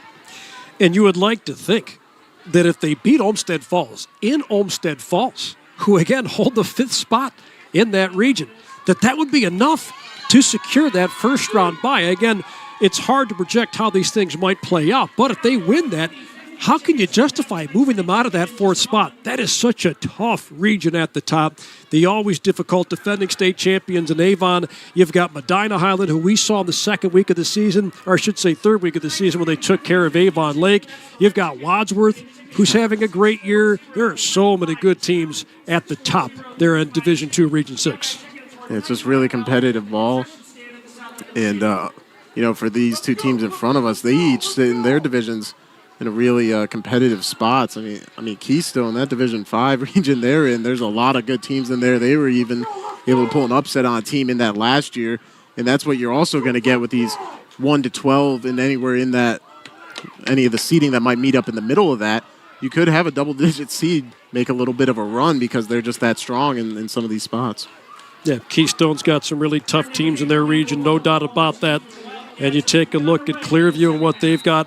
There's just so much that has to go right for you in order to get in. Shelby's at the top of Division 4, Region 14. The Whippets at 9-0 on the season, 8-1 line. Galleon's 8-1 also. So there are just so many really good teams in each region. We're all set to begin the second half of action. Brendan Hagerman's kickoff will bounce at about the 21-yard line, and it'll be picked up by Jermel Wilson. He takes a pop at the end of the play. Shane Knoll with the big stick near the 28-yard line to get this second half going. Well, big plays, big hits, all that. It runs in the old family of Keystone, and that's why he is taking home a player of the game on our network of channels earlier this year, and I'm sure that was just the beginning of what he expects to be a big second half. Clearview begins the drive at their own 28-yard line. Again, they've been able to move the ball tonight, just have not been able to get those drives to result in points. Cam Williams is going to run it, takes it straight up the middle, past the 30 he goes, and he's tackled at the 32. And he wasn't really able to find much room in that first half outside of a 10-yard run that he had on a crucial third down play. But outside of that, he's been bottled up. I don't know how much longer Keystone can manage that, but right now they're doing a pretty good job at containing him. 7 yards of carry coming in with 10 trips to the end zone on the ground. They'll hand it off to Antilli. He's hit by Ole at the 35-yard line, and Ole saw to it that he got no further than the 35, so a short gain. 3rd down and 3 coming up for the Clippers. And this situation right here kind of leads into what we were talking about at halftime. The run lanes have been a lot more condensed for Clearview, and it's made 3rd and short situations like this a lot tougher to deal with. I know the running and keeping the ball on the ground out of the air, it's their MO, but one of these times I have to imagine they'll try to catch Keystone off guard and maybe put in the air, give the option at least.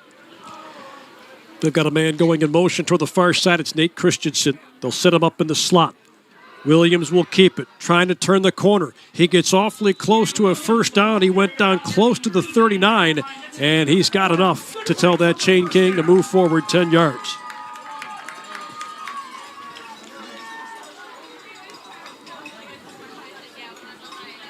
We'll get just enough to move the sticks as they get 4 yards on third down. But again, the start of the drive really hasn't been the problem for Clearview to this point. And that's what's interesting is, it's a positive sign to see third and short or possibly a fourth and short get the chains moved, but it doesn't matter until you're deep into the red zone like they have been. Christian Stevenson and Tristan Antilli both in the backfield. They give to Antilli. Sets up for a pass. He's got Turner wide open down the field inside the 30, and he's tackled at the 28-yard line. A trick play and a double pass. Braden Turner makes the catch and a pass from Antilli. And they're just inside the 30-yard line, first down and 10. What a big play there, and it just looked like your typical read option right there. And because it took so long to get Lentilli the ball, I mean, that gave Molina plenty of time to set up down the field, sneak past that Keystone secondary. Well, he got slammed at the end of the play. Turner was a little slow to get up. Comes off to the near side, and it looks like he's okay.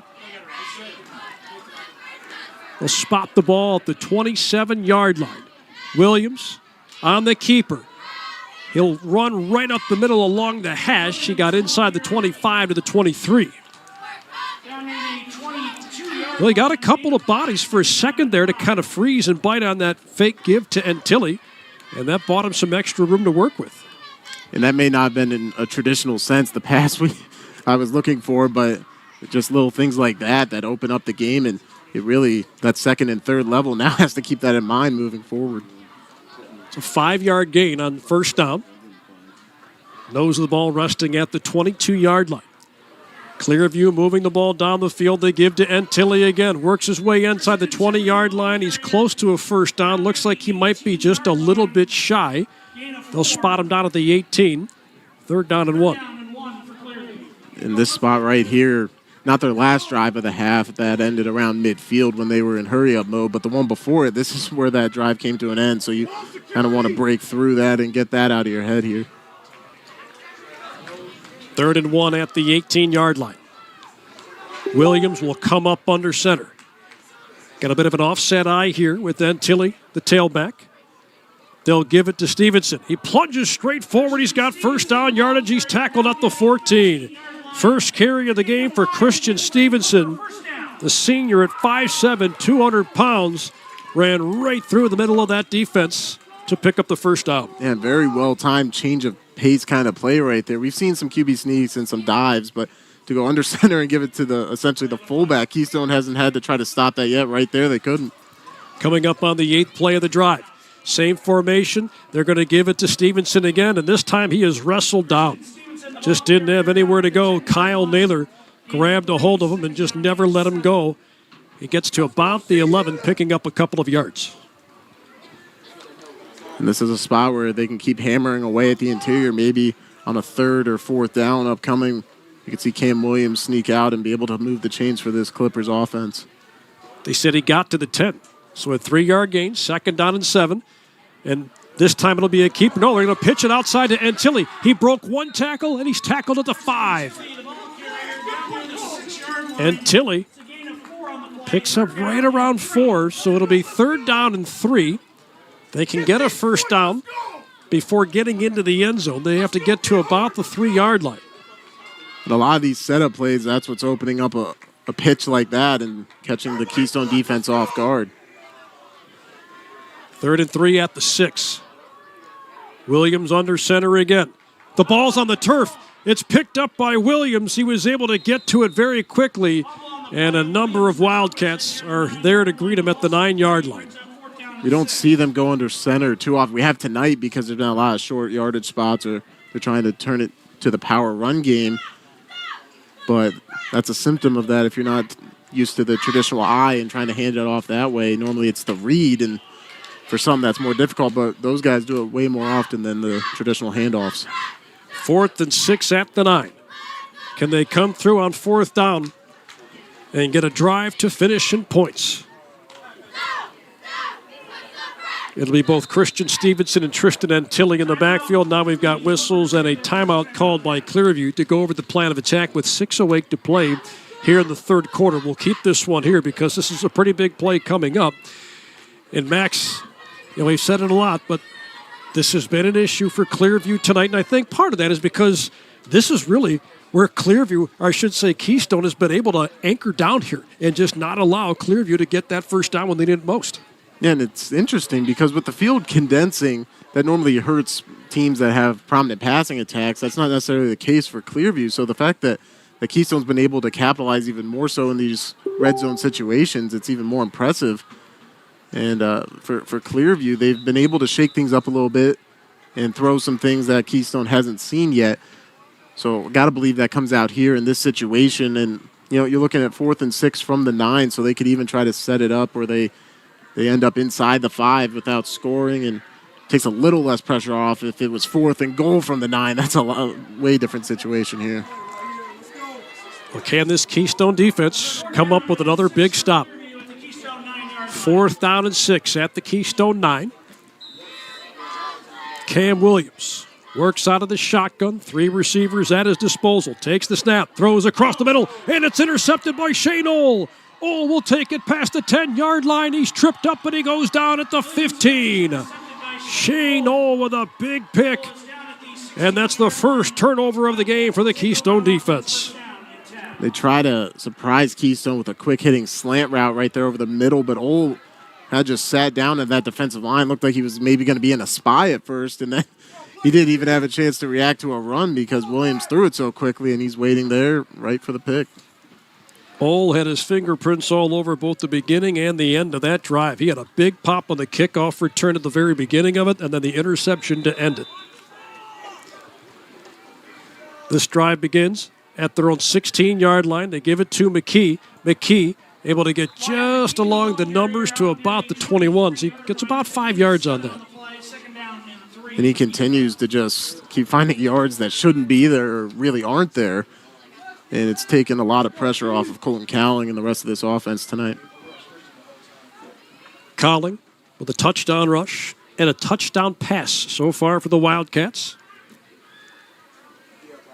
And they don't ask him to put the ball in the air a whole lot.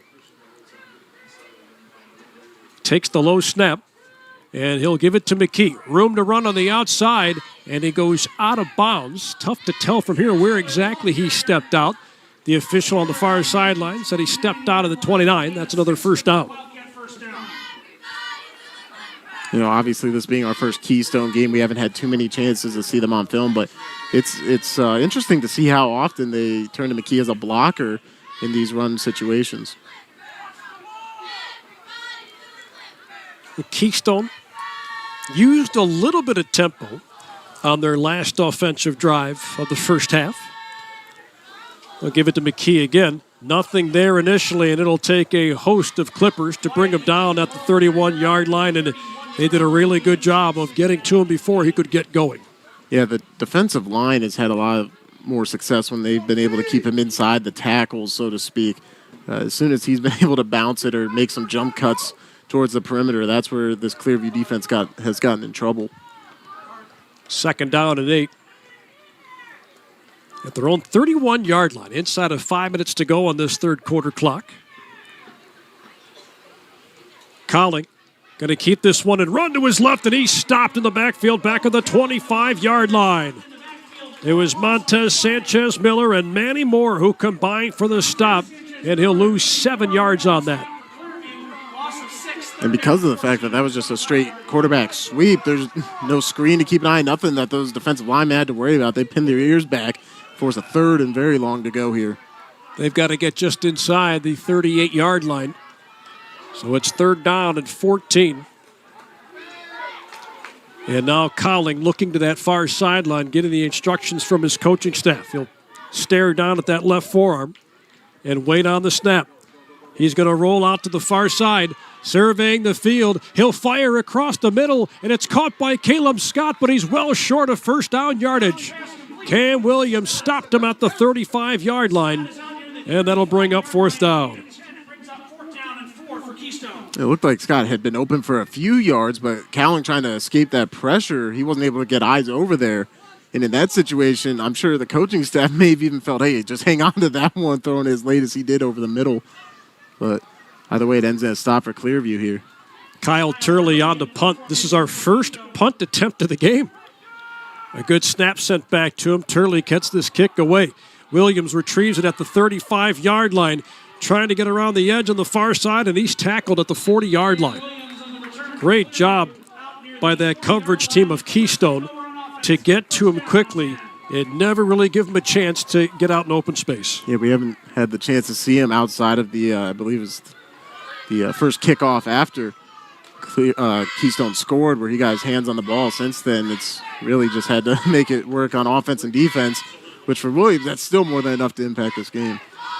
And usually on those line drive kicks, that got to the returner so quickly, you kind of thought that the return team didn't have enough time to get down there, but they were on them quickly. That's for sure. So good field position for Clearview. They start this drive at their own 40-yard line, still down 13-0 with 3:11 to go in the third.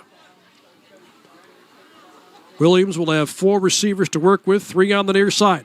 He fires to Turner, makes the catch in the flat, plows his way up past the 45-yard line. He's tackled at the 50-yard line. And we do have some laundry on the field, a flag at the 46-yard line, and it's a face mask going against Keystone.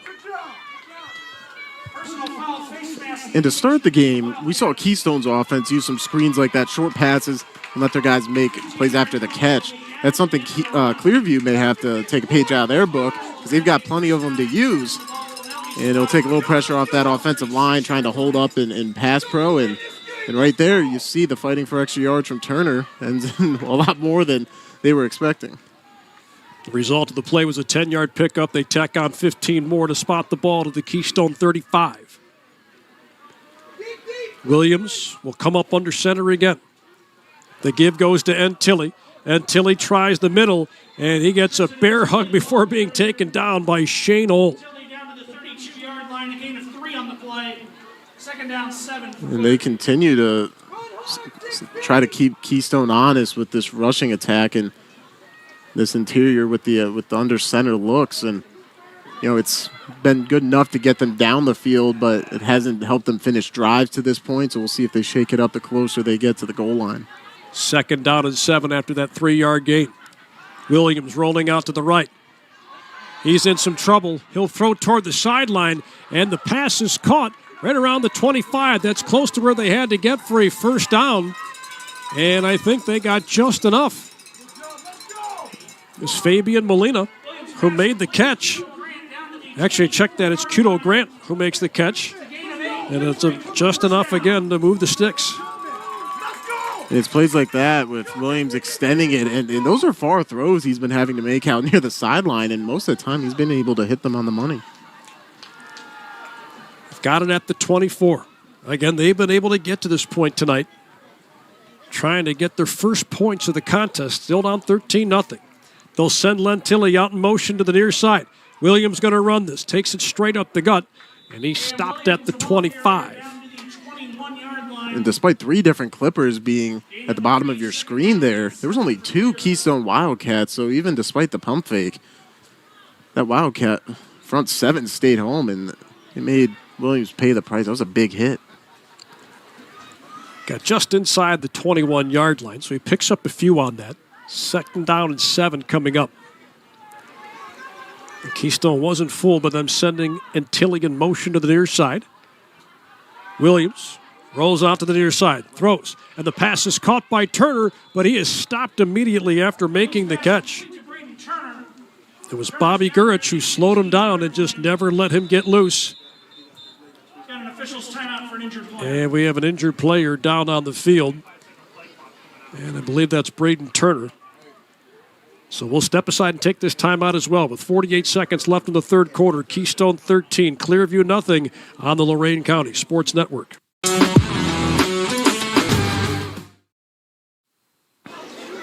Braden Turner hobbles off the field to the near sideline. Third down and 3 coming up from the 19-yard line of Keystone. Clearview on the move, trying to get their first points of the game.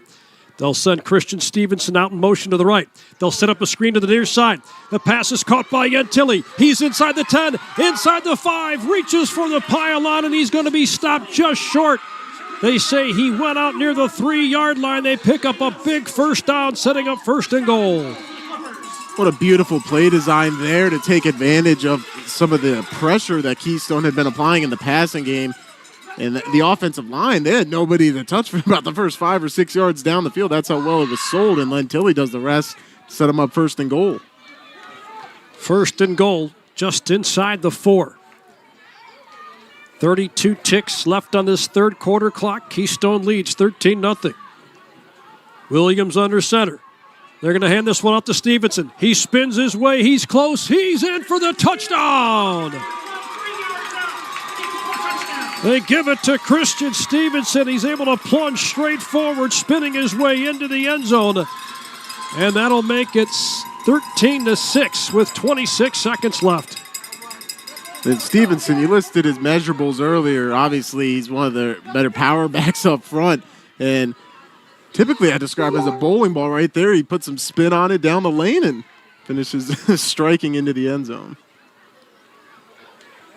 Mikkel Damgaard on for the extra point to try and make this a 6-point game. Extra point has plenty of distance, and he splits the uprights to make it 13-7. 26 ticks left in the third quarter. It's live and free tonight on YouTube on our Lorain County Sports Network.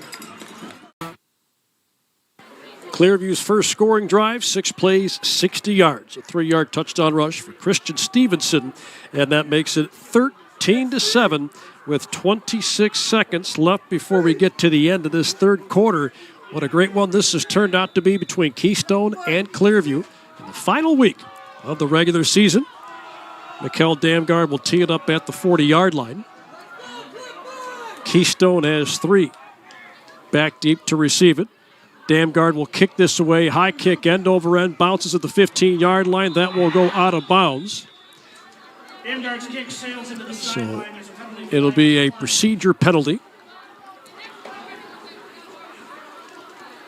And this Keystone offense will go to work here to try and see if they can't get back on track. Now, yeah, Keystone, well, a lot like Clearview. They've been able to move the ball tonight, but so far, only 13 points. Yeah, there's been a few instances where they've been able to make their way down the field, but whether it's a turnover or an untimely tackle for loss, it's helped keep Clearview in this game. Colton Cowley leads the charge from the 35-yard line after that procedure penalty. Wyatt McKee has been pretty electric tonight, as he's been all season long. Zach Taylor also in the backfield with Cowling. It takes an awkward snap, and he's going to get hit back at the 31-yard line. A name that we've said a ton tonight, Montez Sanchez-Miller, with a big tackle for a loss. Right now, that's a 4-yard setback. And our head referee, Tim Dyke, coming to the near side to talk to Clearview head coach Cody Kaya to see what this penalty's all about. Well, the last few times we've seen Cowling as a ball carrier, he's had lead blockers. Right there, he didn't in the bobble or the hesitation on that snap. Really, you can't have that against this defensive line, and they show you why right there. The penalty was a hold against Keystone. It was declined. So it's 2nd down and 14.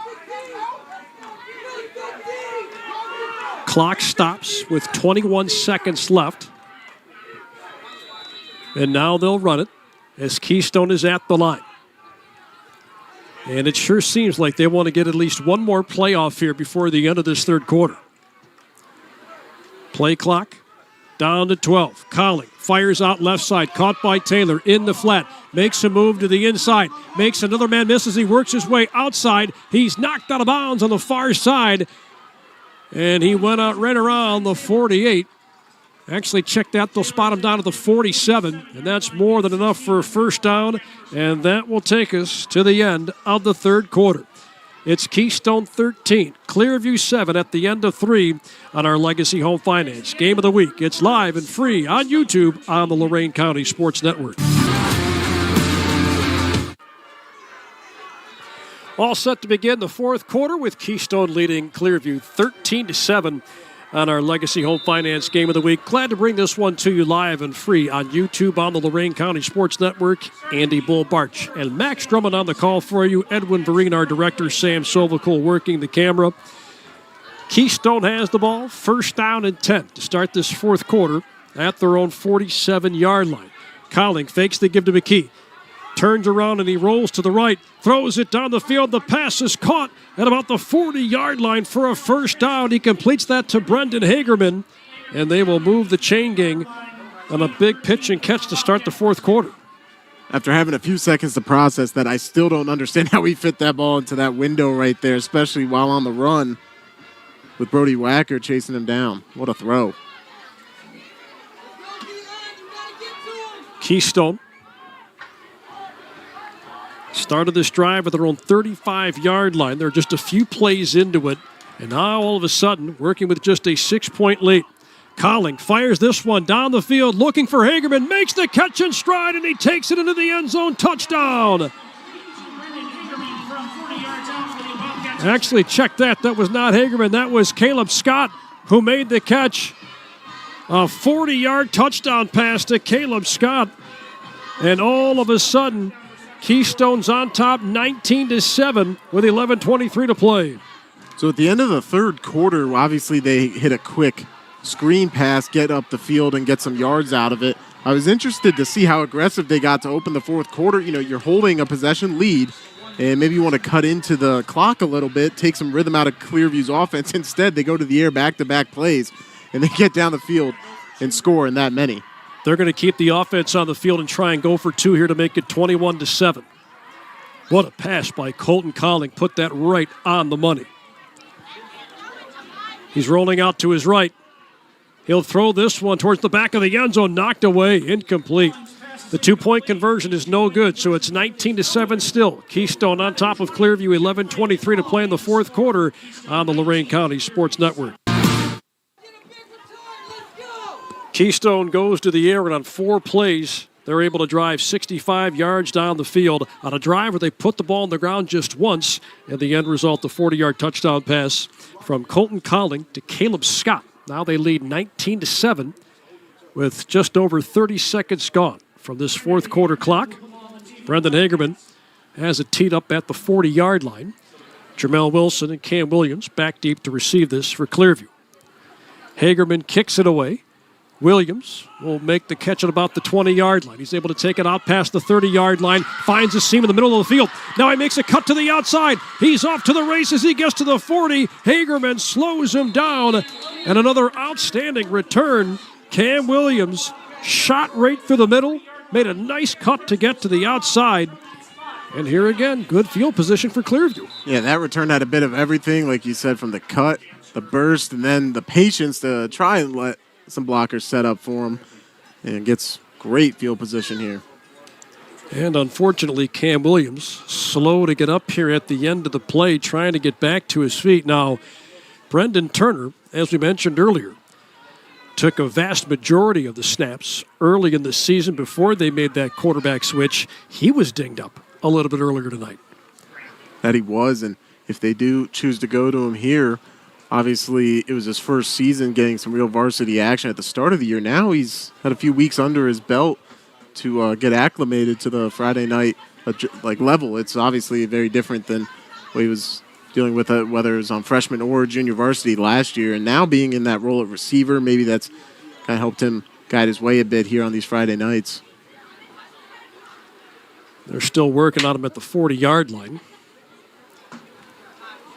And we did see Turner trot out of the field near the 45, so it looks like he will have to take at least a snap here as Cam Williams will get up quickly and come off to the near side.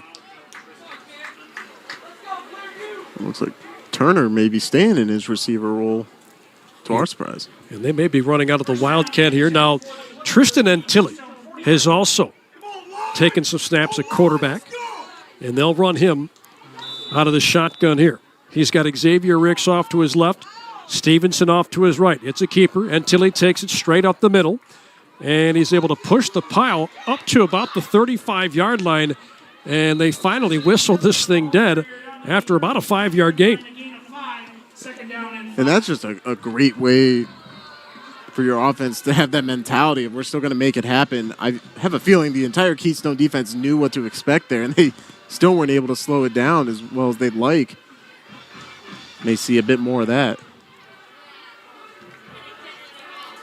And Tilly ready to take the snap again. This time just Stevenson with him in the backfield in a 3-receiver look. And Tilly will give it to Stevenson. Breaks one tackle. Gets inside the 35. Lowers his shoulder. And he's able to get close to a first down. He got near the 30. I think he's going to be just a little bit shy. And he's the perfect guy to give the ball to right now. He's got to have the freshest legs in that backfield going against a Keystone defense that has spent a lot of time out there, even if the scoreboard for somebody just joining may not reflect that. Clearview has had the ball in time of possession a lot in this game. 3rd down and short. And Tilly grabs a low shotgun snap. He's got the first down, and he's able to get up to the 24-yard line. They needed a half a yard. They end up with 6 on 3rd down. And the confidence continues to grow on this drive, and just that nasty mentality you need for an offensive line, especially in a game like this. They're showing off that strength right now. They've got the ground game working on this drive. Just over 9.5 minutes left in this one. 19-7. Keystone leading Clearview. And Tilly on a keeper again. Tries the left side. He got hit by Bobby Gurich and stopped at the 22. He's able to pick up a couple, though, setting up 2nd down. And they've been able to do a good job here to keep the offense not only afloat, but to continue moving into opposing territory. And it appears Kim Williams may be getting ready to come back in the next couple plays. And Tilly has been able to handle the load here on this drive at the beginning of it anyways. Stevenson off to his right, and 3 receivers at his disposal. And Tilly going to pass. He fires left side incomplete, looking for Braden Turner, but Turner was not expecting that pass.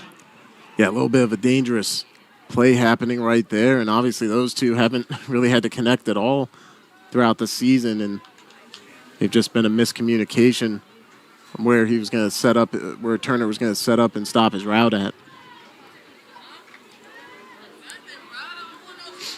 3rd and 7 scenario.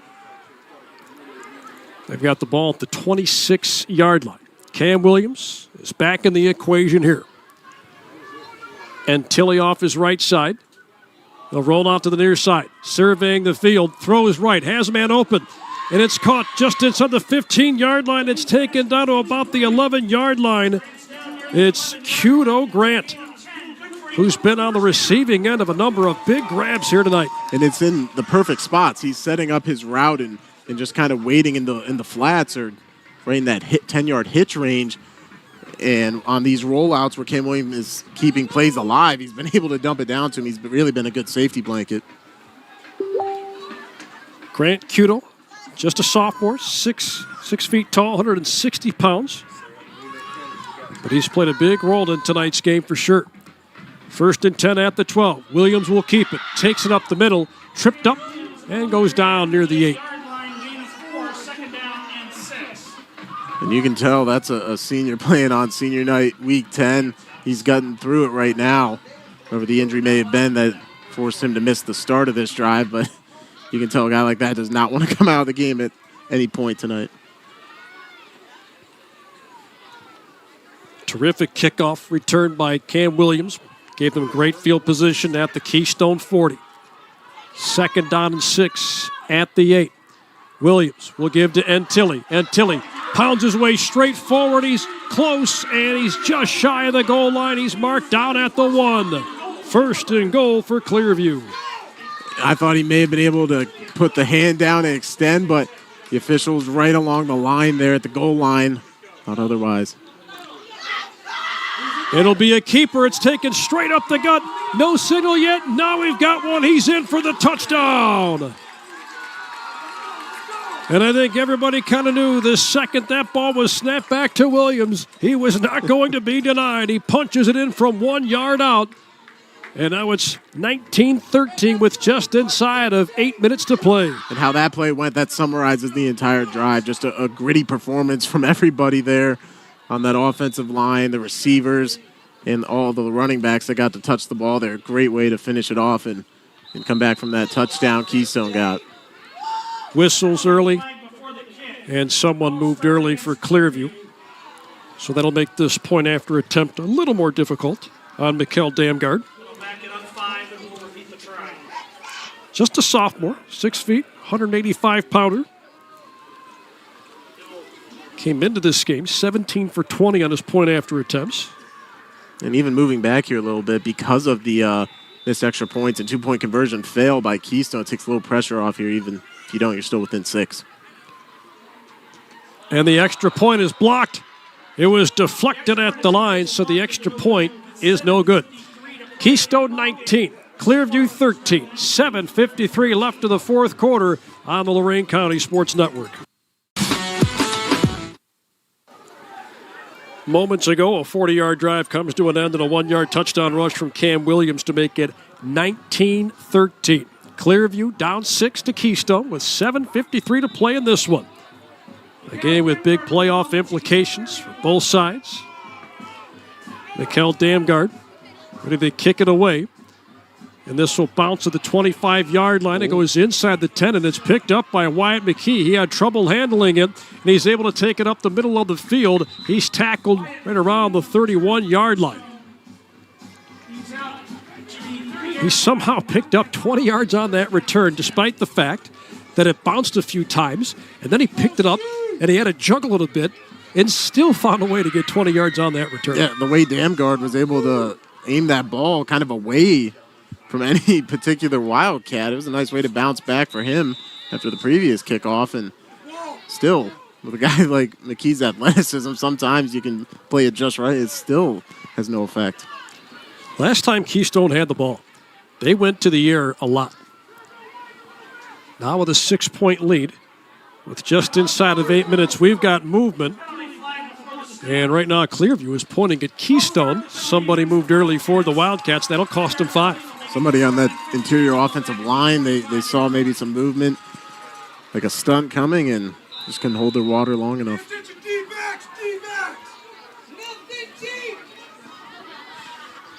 Well, now Cowling will have Hurley with him in the backfield along with McKee. They'll give this one straight up the middle, taken up to about the 26. And a good job of that Keystone defensive front. I'm just making sure there was nowhere to go. That was Zach Taylor on the carry. Second down 14 at the 26-yard line. And we don't see McKee out there. It's Taylor, the running back. They've got 4 receivers, 3 lined up on the near side. You got to wonder after the physicality of last drive, maybe giving McKee a chance to get a breather here. Cowling looks to his left, throws left, caught by Hurley in the flat. He's up to the 30-yard line. He's tackled along the near sideline, and they'll spot him down at about the 38, setting up 3rd down and 2. Gain of 12, 3rd down and 2. And with McKee being out, that's going to fall on other guys to step up. Hurley only had 1 catch coming into the season. Right there, he gets more on that than the yardage he had coming into tonight. So different guys going to have to step up in key spots. They do it right there. And they do bring McKee back into the game here on 3rd down and short. So he was able to get a blow for a couple of plays anyways. Cowling calls for the snap. He gets it. It'll be a keeper. After he faked the give to Taylor, he gets close to the 40, and the initial spot is going to have him short of the 40-yard line, bringing up 4th down. When he held on to that football for as long as he could in the read stage, it still didn't buy him enough time to get away from that defensive front. And now, on your own half of the field, I wonder if they roll the dice here, if Coach Griswold wants to keep his offense out there. Keystone has all 3 of their timeouts left. Clearview has 2. We're inside of 6 minutes. Keystone's going to milk this clock here, and I think they're going to call for time as the play clock is now all the way inside of 5. And Coach Griswold wants to talk this over. He'll do that as they burn a timeout. We'll keep it here. 5:46 to play in this game. We thought this would be a good one. It has turned out to be a terrific one so far, and a huge fourth down scenario coming up here. Yeah, thanks to the Clearview offense, they were given some more life, a nice jolt of energy, and now this defense playing the way they have in the second half, it's getting this crowd pretty fired up. I mean, outside of the one deep ball, we've really seen Keystone struggle to keep their drives going consistently. The deep ball was a 40-yard touchdown pass from Colton Colling to Caleb Scott. And this Clearview defensive line, just very, very impressive. And they do rotate some guys in. The starters were Montez Sanchez Miller, Manny Moore, Zach Young, Brody Wacker. And all four of those guys have had a big impact on this one. Yeah, we've seen them each make plays. And right now on this 4th and short, senior Anthony Lockman is in there in the middle with Manny Moore. So if you're Keystone, I would do everything I can to avoid that here on this 4th down attempt. Offense comes back out onto the field for Keystone. McKee, the deep back, they've got Olin as a fullback here. Colling will grab the snap. They give to McKee, breaks a tackle. He's got the first down as he's able to get to the outside, breaks another tackle, and the Clippers finally get to him at the 49. Wyatt McKee would not be denied on 4th down as he picks up about 10 yards to move the sticks. And that one hurts if you're Clearview. I mean, you had it schemed up right. You had a guy free in the backfield, almost got a hand on, then somebody right at the line of scrimmage. McKee may still have gotten it, but would have been a lot closer and tougher call for the officials to make, and he breaks out of both of them. McKee was just relentless. Had to make a man miss to get to the corner, then he made 2 more guys miss before getting to the 49. And now they can milk some clock here. They'll give to McKee again, but this time he's tackled in the backfield. There was nowhere for him to go. Zach Young wrapped him up and dropped him for a loss. Young redeems himself right there on that play. Loss of 2, and honestly, I haven't been able to say that too often. I think it's just the 3rd time McKee's been caught in the backfield. Not too many can get him down before the line of scrimmage. Lost a couple on the play. 2nd down and 12. Now inside of 5 minutes to play. Both teams armed with a pair of timeouts. Play clock inside of 10. And now we're down to 4.5 minutes left. Colling will put the pieces in place. We've got whistles and a timeout called by Keystone head coach Don Griswold. We'll take this timeout as well. Keystone 19, Clearview 13 with 4:26 to play on the Lorain County Sports Network. Coming out of the Keystone timeout, 2nd down and 12 for the Wildcats at their own 47-yard line.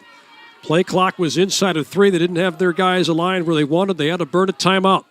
They'll give to McKee again. McKee is hit. He's somehow able to emerge from the pile and get outside, and he makes his way up to the Clearview 45-yard line.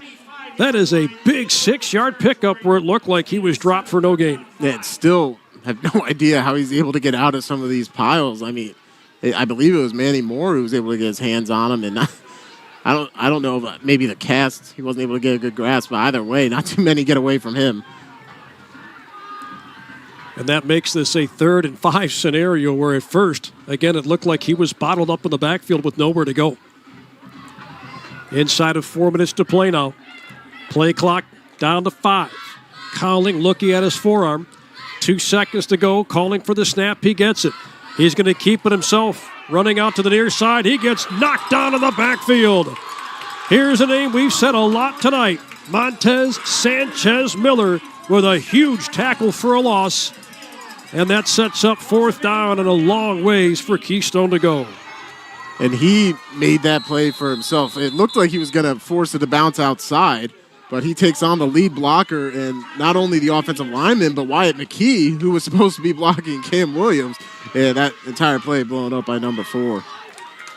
So timeout called for by Clearview head coach Cody Kea after making that big 3rd down stop. So now you have over 3 minutes left on this clock. And after a punt here, barring something unforeseen or totally unexpected, they're going to have a little ways to go here on this drive. But they've got a fighting chance here. And dare I say, this second half has kind of worked out much like the second half of the season has for Clearview. Yeah, they've been able to just keep chipping away. And because of how steady their offense has been here, it's given their defense some time to recuperate. And obviously there's a couple guys that play both ways, but Keystone's offense has been off the field more, and they really haven't been able to find any kind of rhythm, as Clearview's clearly taken the battle to them. Cam Williams has dropped back inside his own 20-yard line to receive this punt from Wyatt McKee, who's standing at his own 35-yard line, ready to send this away. They'll send the snap back to McKee, and he gets this punt off. A really good-looking punt. High end over end. Williams will call for a fair catch, and he makes it right around the 17-yard line. Was there anything Wyatt McKee can't do? That was a really good-looking punt. Yeah, we've got a lot of versatile guys in the game tonight, and he leads the pack with that as number one kicks it over to number one, who also you can say the same about with Williams. And very glad they're both going to be on the field here as with 2 timeouts to work with. And we'll check that. Just 1 timeout.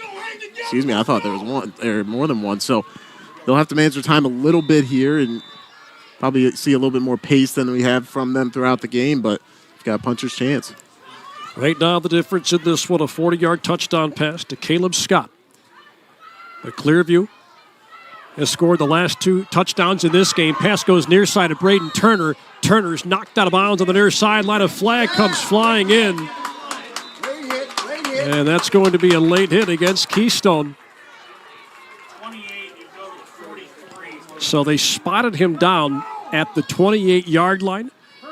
That was a pickup of just about 10 yards. They'll tack on 15 more, so that's going to put the ball at the 43-yard line.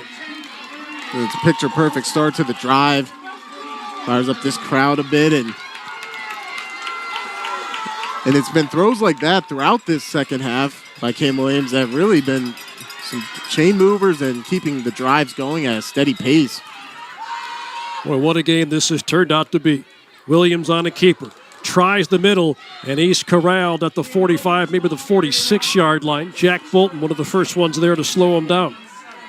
And in this situation, that's a perfectly fine play call to go with. Keep in mind, you're going for the tie and point after, so it's not like you need multiple scores or you're worried about possibly having to get the ball back again after you score here. They get under 2:40 remaining. Williams rolling out to his left, surveying the field. The pass is caught right around the 42-yard line. He was able to complete that to Fabian Molina, and they're inside Keystone territory again. And a slightly dangerous throw. Shane Ohl was kind of lurking underneath, but because Williams put so much zip on that, he didn't have a chance to go knock it down or even try to pick it. Both teams have turned the ball over once tonight. Interceptions from both Cam Williams and Shane Ohl. Williams is going to keep this one. He gets popped at the 41-yard line. Well, speaking of Shane Ohl, there he is. Same old story from him. Comes through with a really big hit right on cue, limiting Williams to a gain of 1. Yeah, you could say that again. And we talked about versatility with McKee before. Right there, he's in coverage and just comes up short of being able to make a play on the ball right there. He lays the wood in the running game. He can do it all. 2nd down and 9 coming up. Pressure coming. Williams gets away from it, throws it to the near side. A sliding catch is made at the 31-yard line by Braden Turner.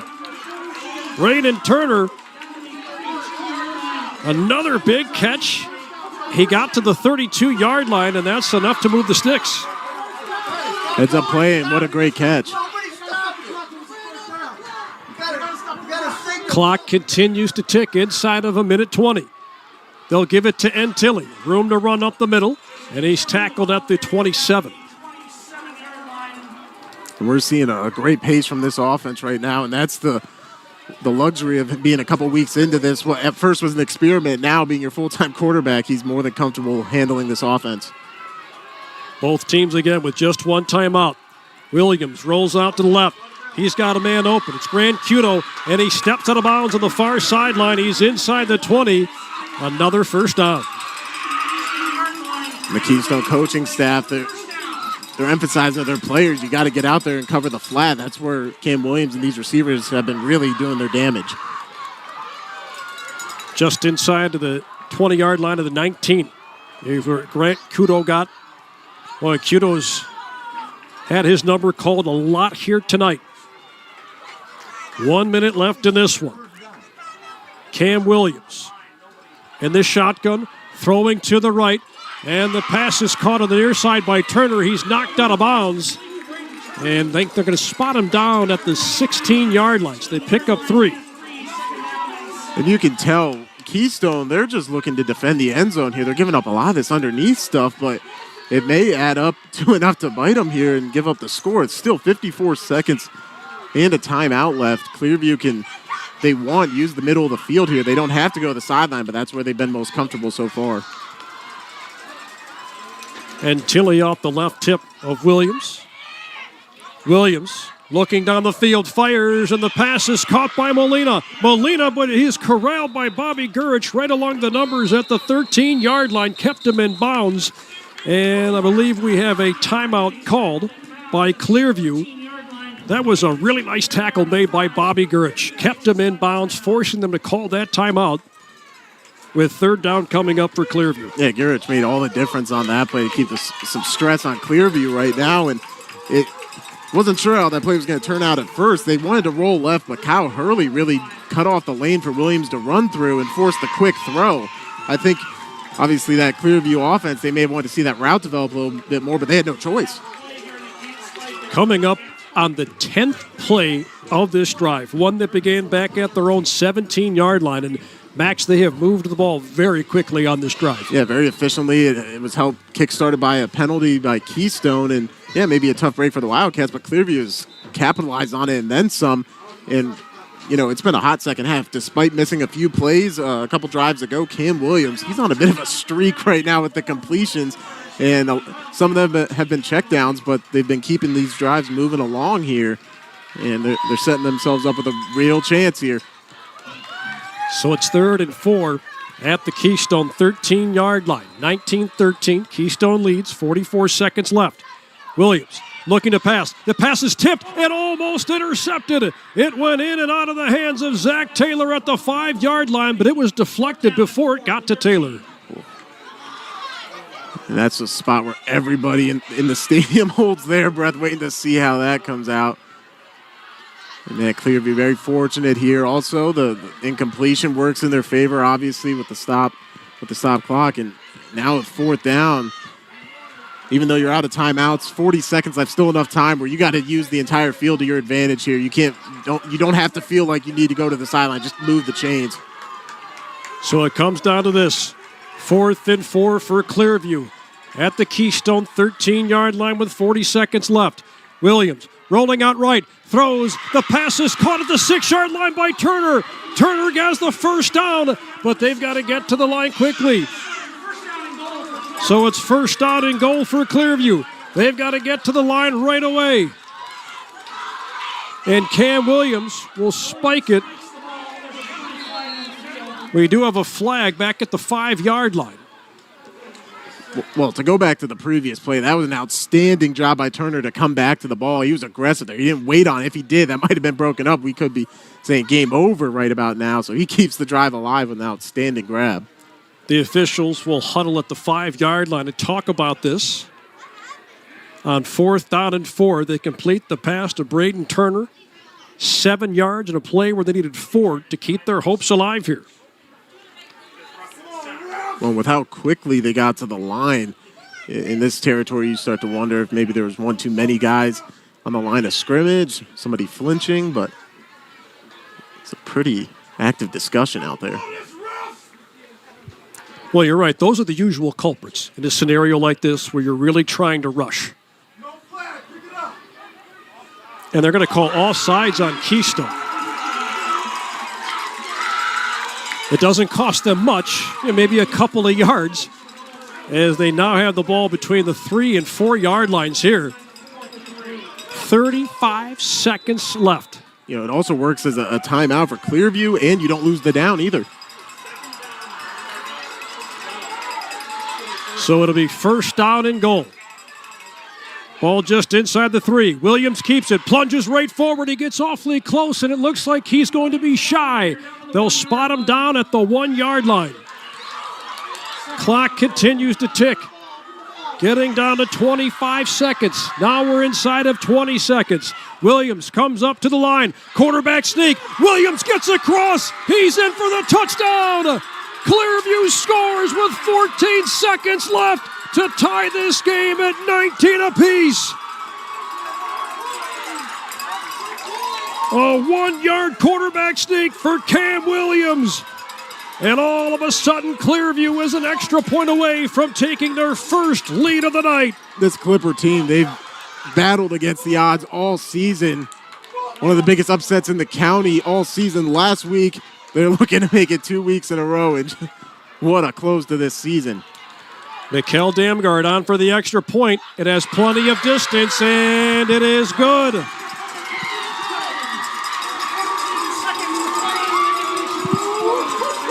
(20-19).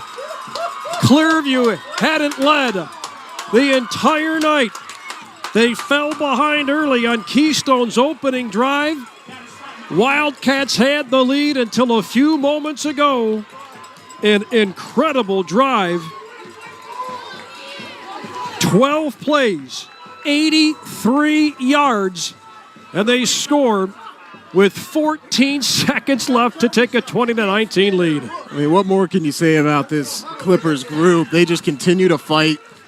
They didn't get discouraged as things worked against them, and they made some mistakes, came up short a few times throughout this game when it mattered most. Cam Williams and that offense finds a way to take the lead. Don't forget who's back to receive this kickoff, though, for Keystone. Wyatt McKee can change things in a hurry. With only 14 seconds left, Keystone's going to have to hope for something special. Damgard ready to kick it off. He'll run forward, and this kick will go out of bounds.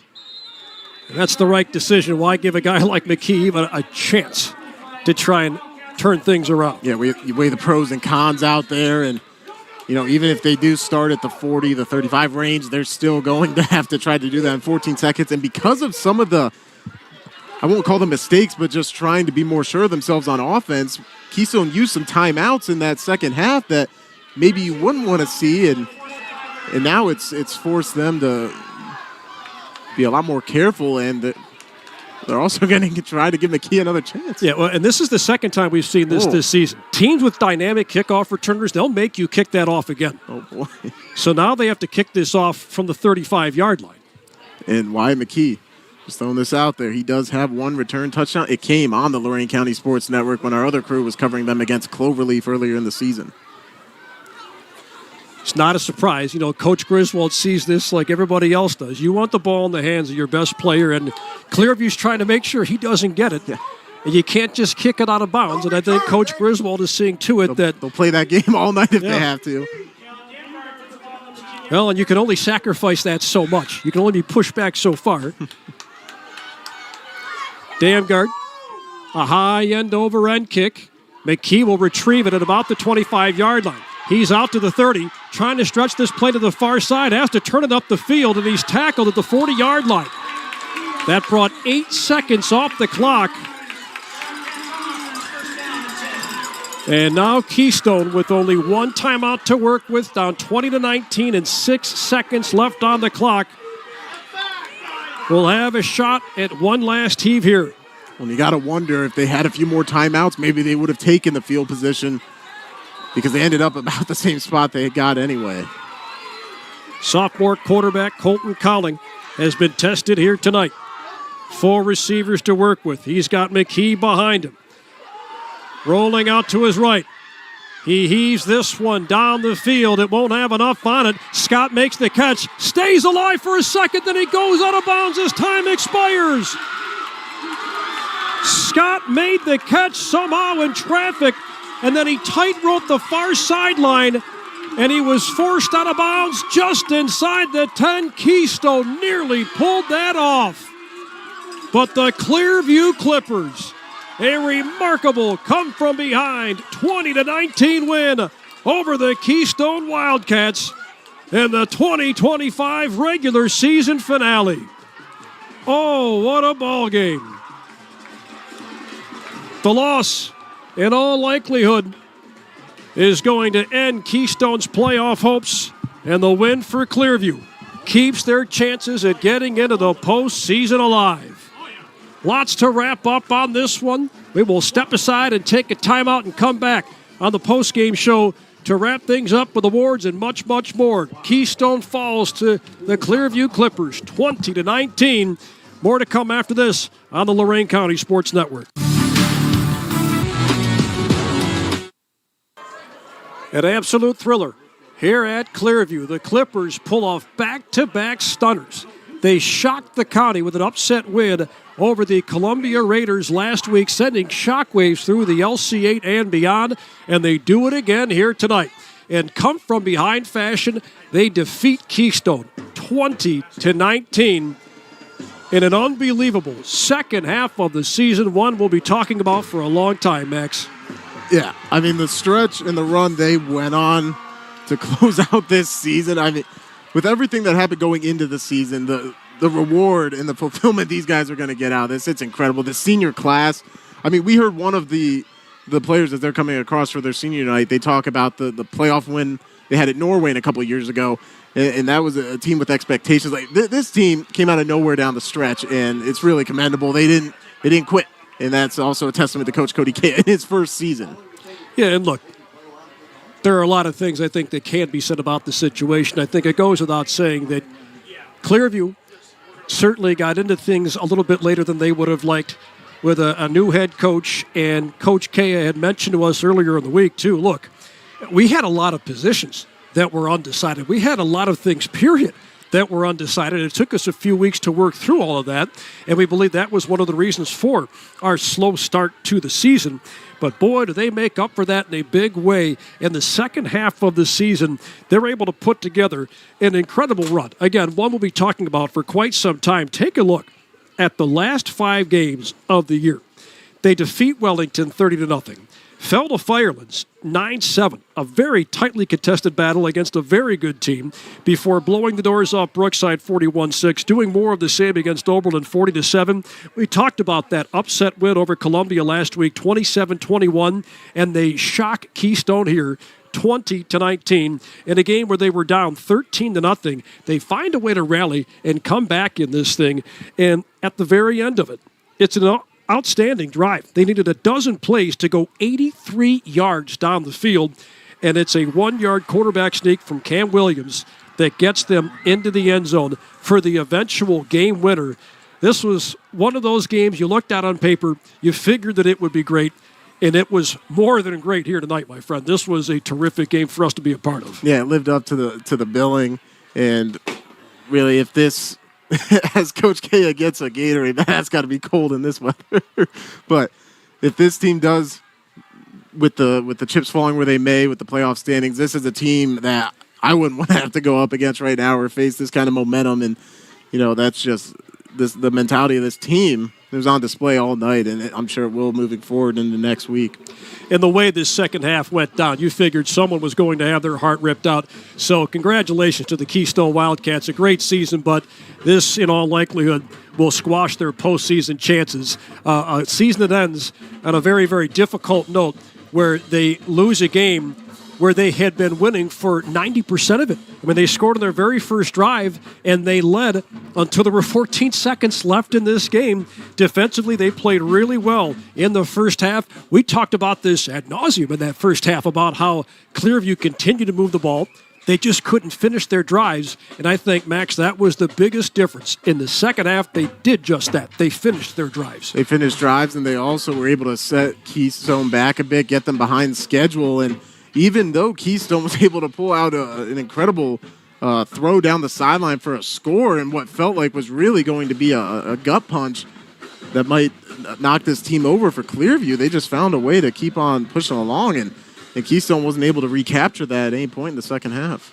All right, we have awards to give away, but first we'll get you a quick scoring recap. We mentioned Keystone scored on the very first drive, a 10-yard touchdown rush by Colton Colling to make it 7-0. They scored on their second drive. This time Colling went through the air, finding Bobby Gurich on an 8-yard touchdown strike to make it 13-0. That was our count at the half. However, Keystone would surrender their first touchdown of the game, a 3-yard rush from Christian Stevenson. That made it 13-7. An intercept, or I should say the very next drive, was just a 4-play drive for Keystone, where surprisingly, they didn't put the ball on the ground very often. As a matter of fact, they did it just once, and that was a negative play.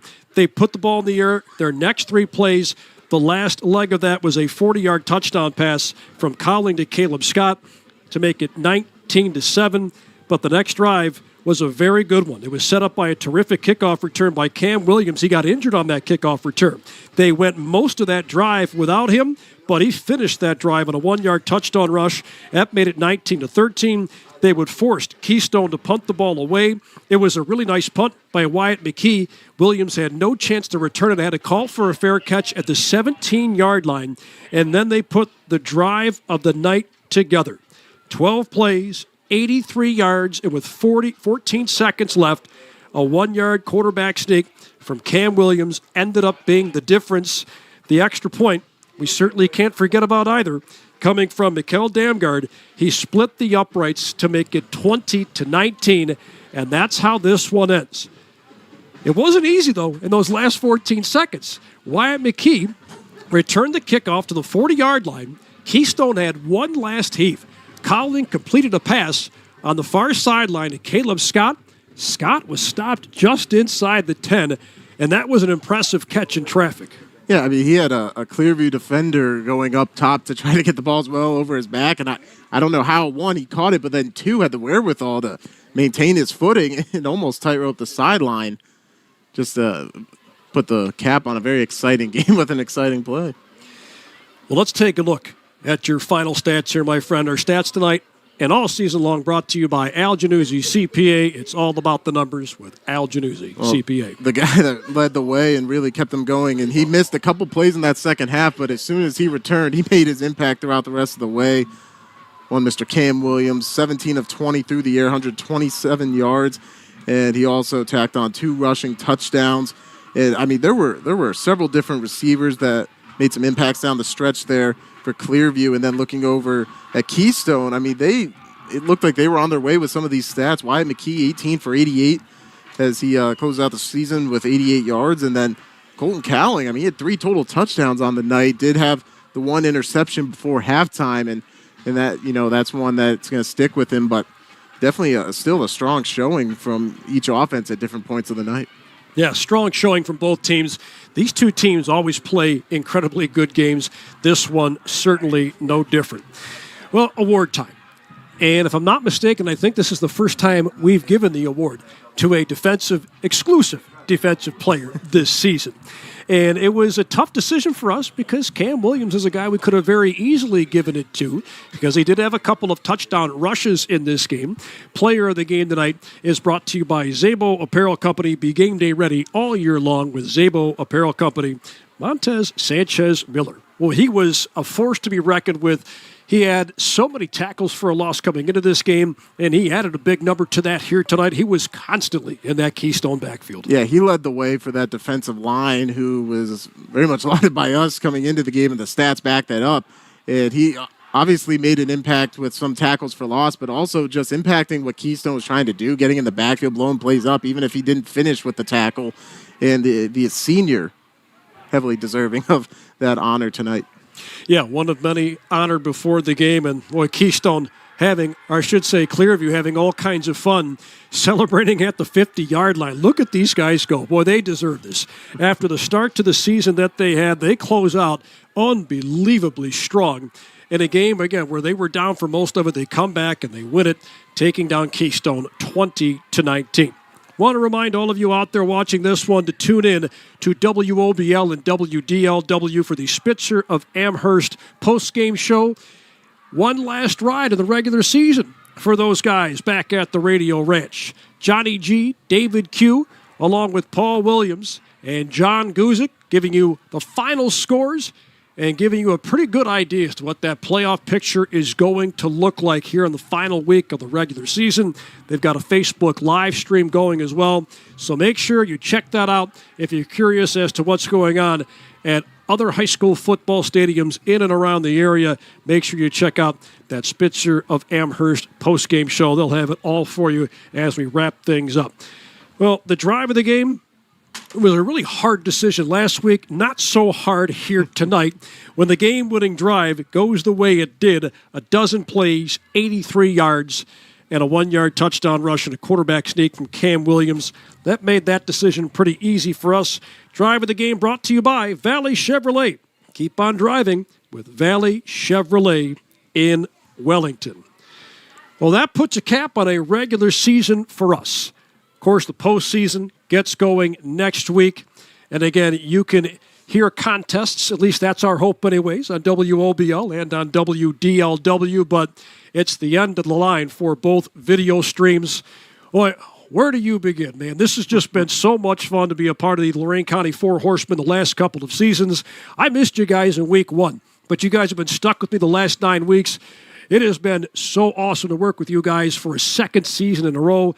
It's just a blast. When you work with a crew as great as you guys, you obviously know what you're doing. Makes my job a heck of a lot easier. So thanks not only to you, but to Edwin and Sam as well for all of your hard work throughout the course of the season. Yeah, I mean, even though we missed you week 1, I think we had plenty of games and excitement to make it feel like 10 weeks in the best way possible. As it's been a really fun ride, and really glad that this venture for WOBL, the Lorain County Sports Network, continued on this year. Yeah, we were treated to some terrific games this season, especially in the second half of the season. We've had lots of fun calling these ones, especially from week 5 on. Well, lots of people to thank. You know, it's a lot easier to do our jobs when we get cooperation from the athletic departments all across the area, the coaches in this area too. Always so easy to work with to get us the information that we need. The head coaches for not only giving us time that you guys hear, you know, during the pregame interviews, but they certainly give us a lot more than that as we get set to prepare for every single game. So a huge thanks to all of those individuals for helping us out along the way. Of course, we want to thank all of you out there who consistently made us a part of your Friday evening festivities. It is always a blast for us on Friday nights to call these games, and we appreciate all of you out there for making us a part of your Friday night. Well, as a freelance play-by-play guy in this area, I get to work with a lot of different crews. I put this one up against every last one that I work with. Max, for all of your hard work, incredible, colorful analysis, the captain of our ship, Edwin Vereen, getting us on consistently and always doing a wonderful job of making sure that we stay on. When you guys see those replays, it's not like we just wave our magic wand. Edwin does the work to get that to all of you so you can see it seconds after it happens. The reason you guys have no problem seeing what's happening is because Sam Sovacool always is on the spot, getting you the shot that everybody wants to see. He's all over it. He has been since week 1. So the entire crew here, man, just does a wonderful job, and it's just a pleasure and an honor to be a part of it. So thanks to all of you guys for a job well done, going all the way back to week 1 in North Ridgeville. Again, your final score in this one, it's Clearview 20 and Keystone 19.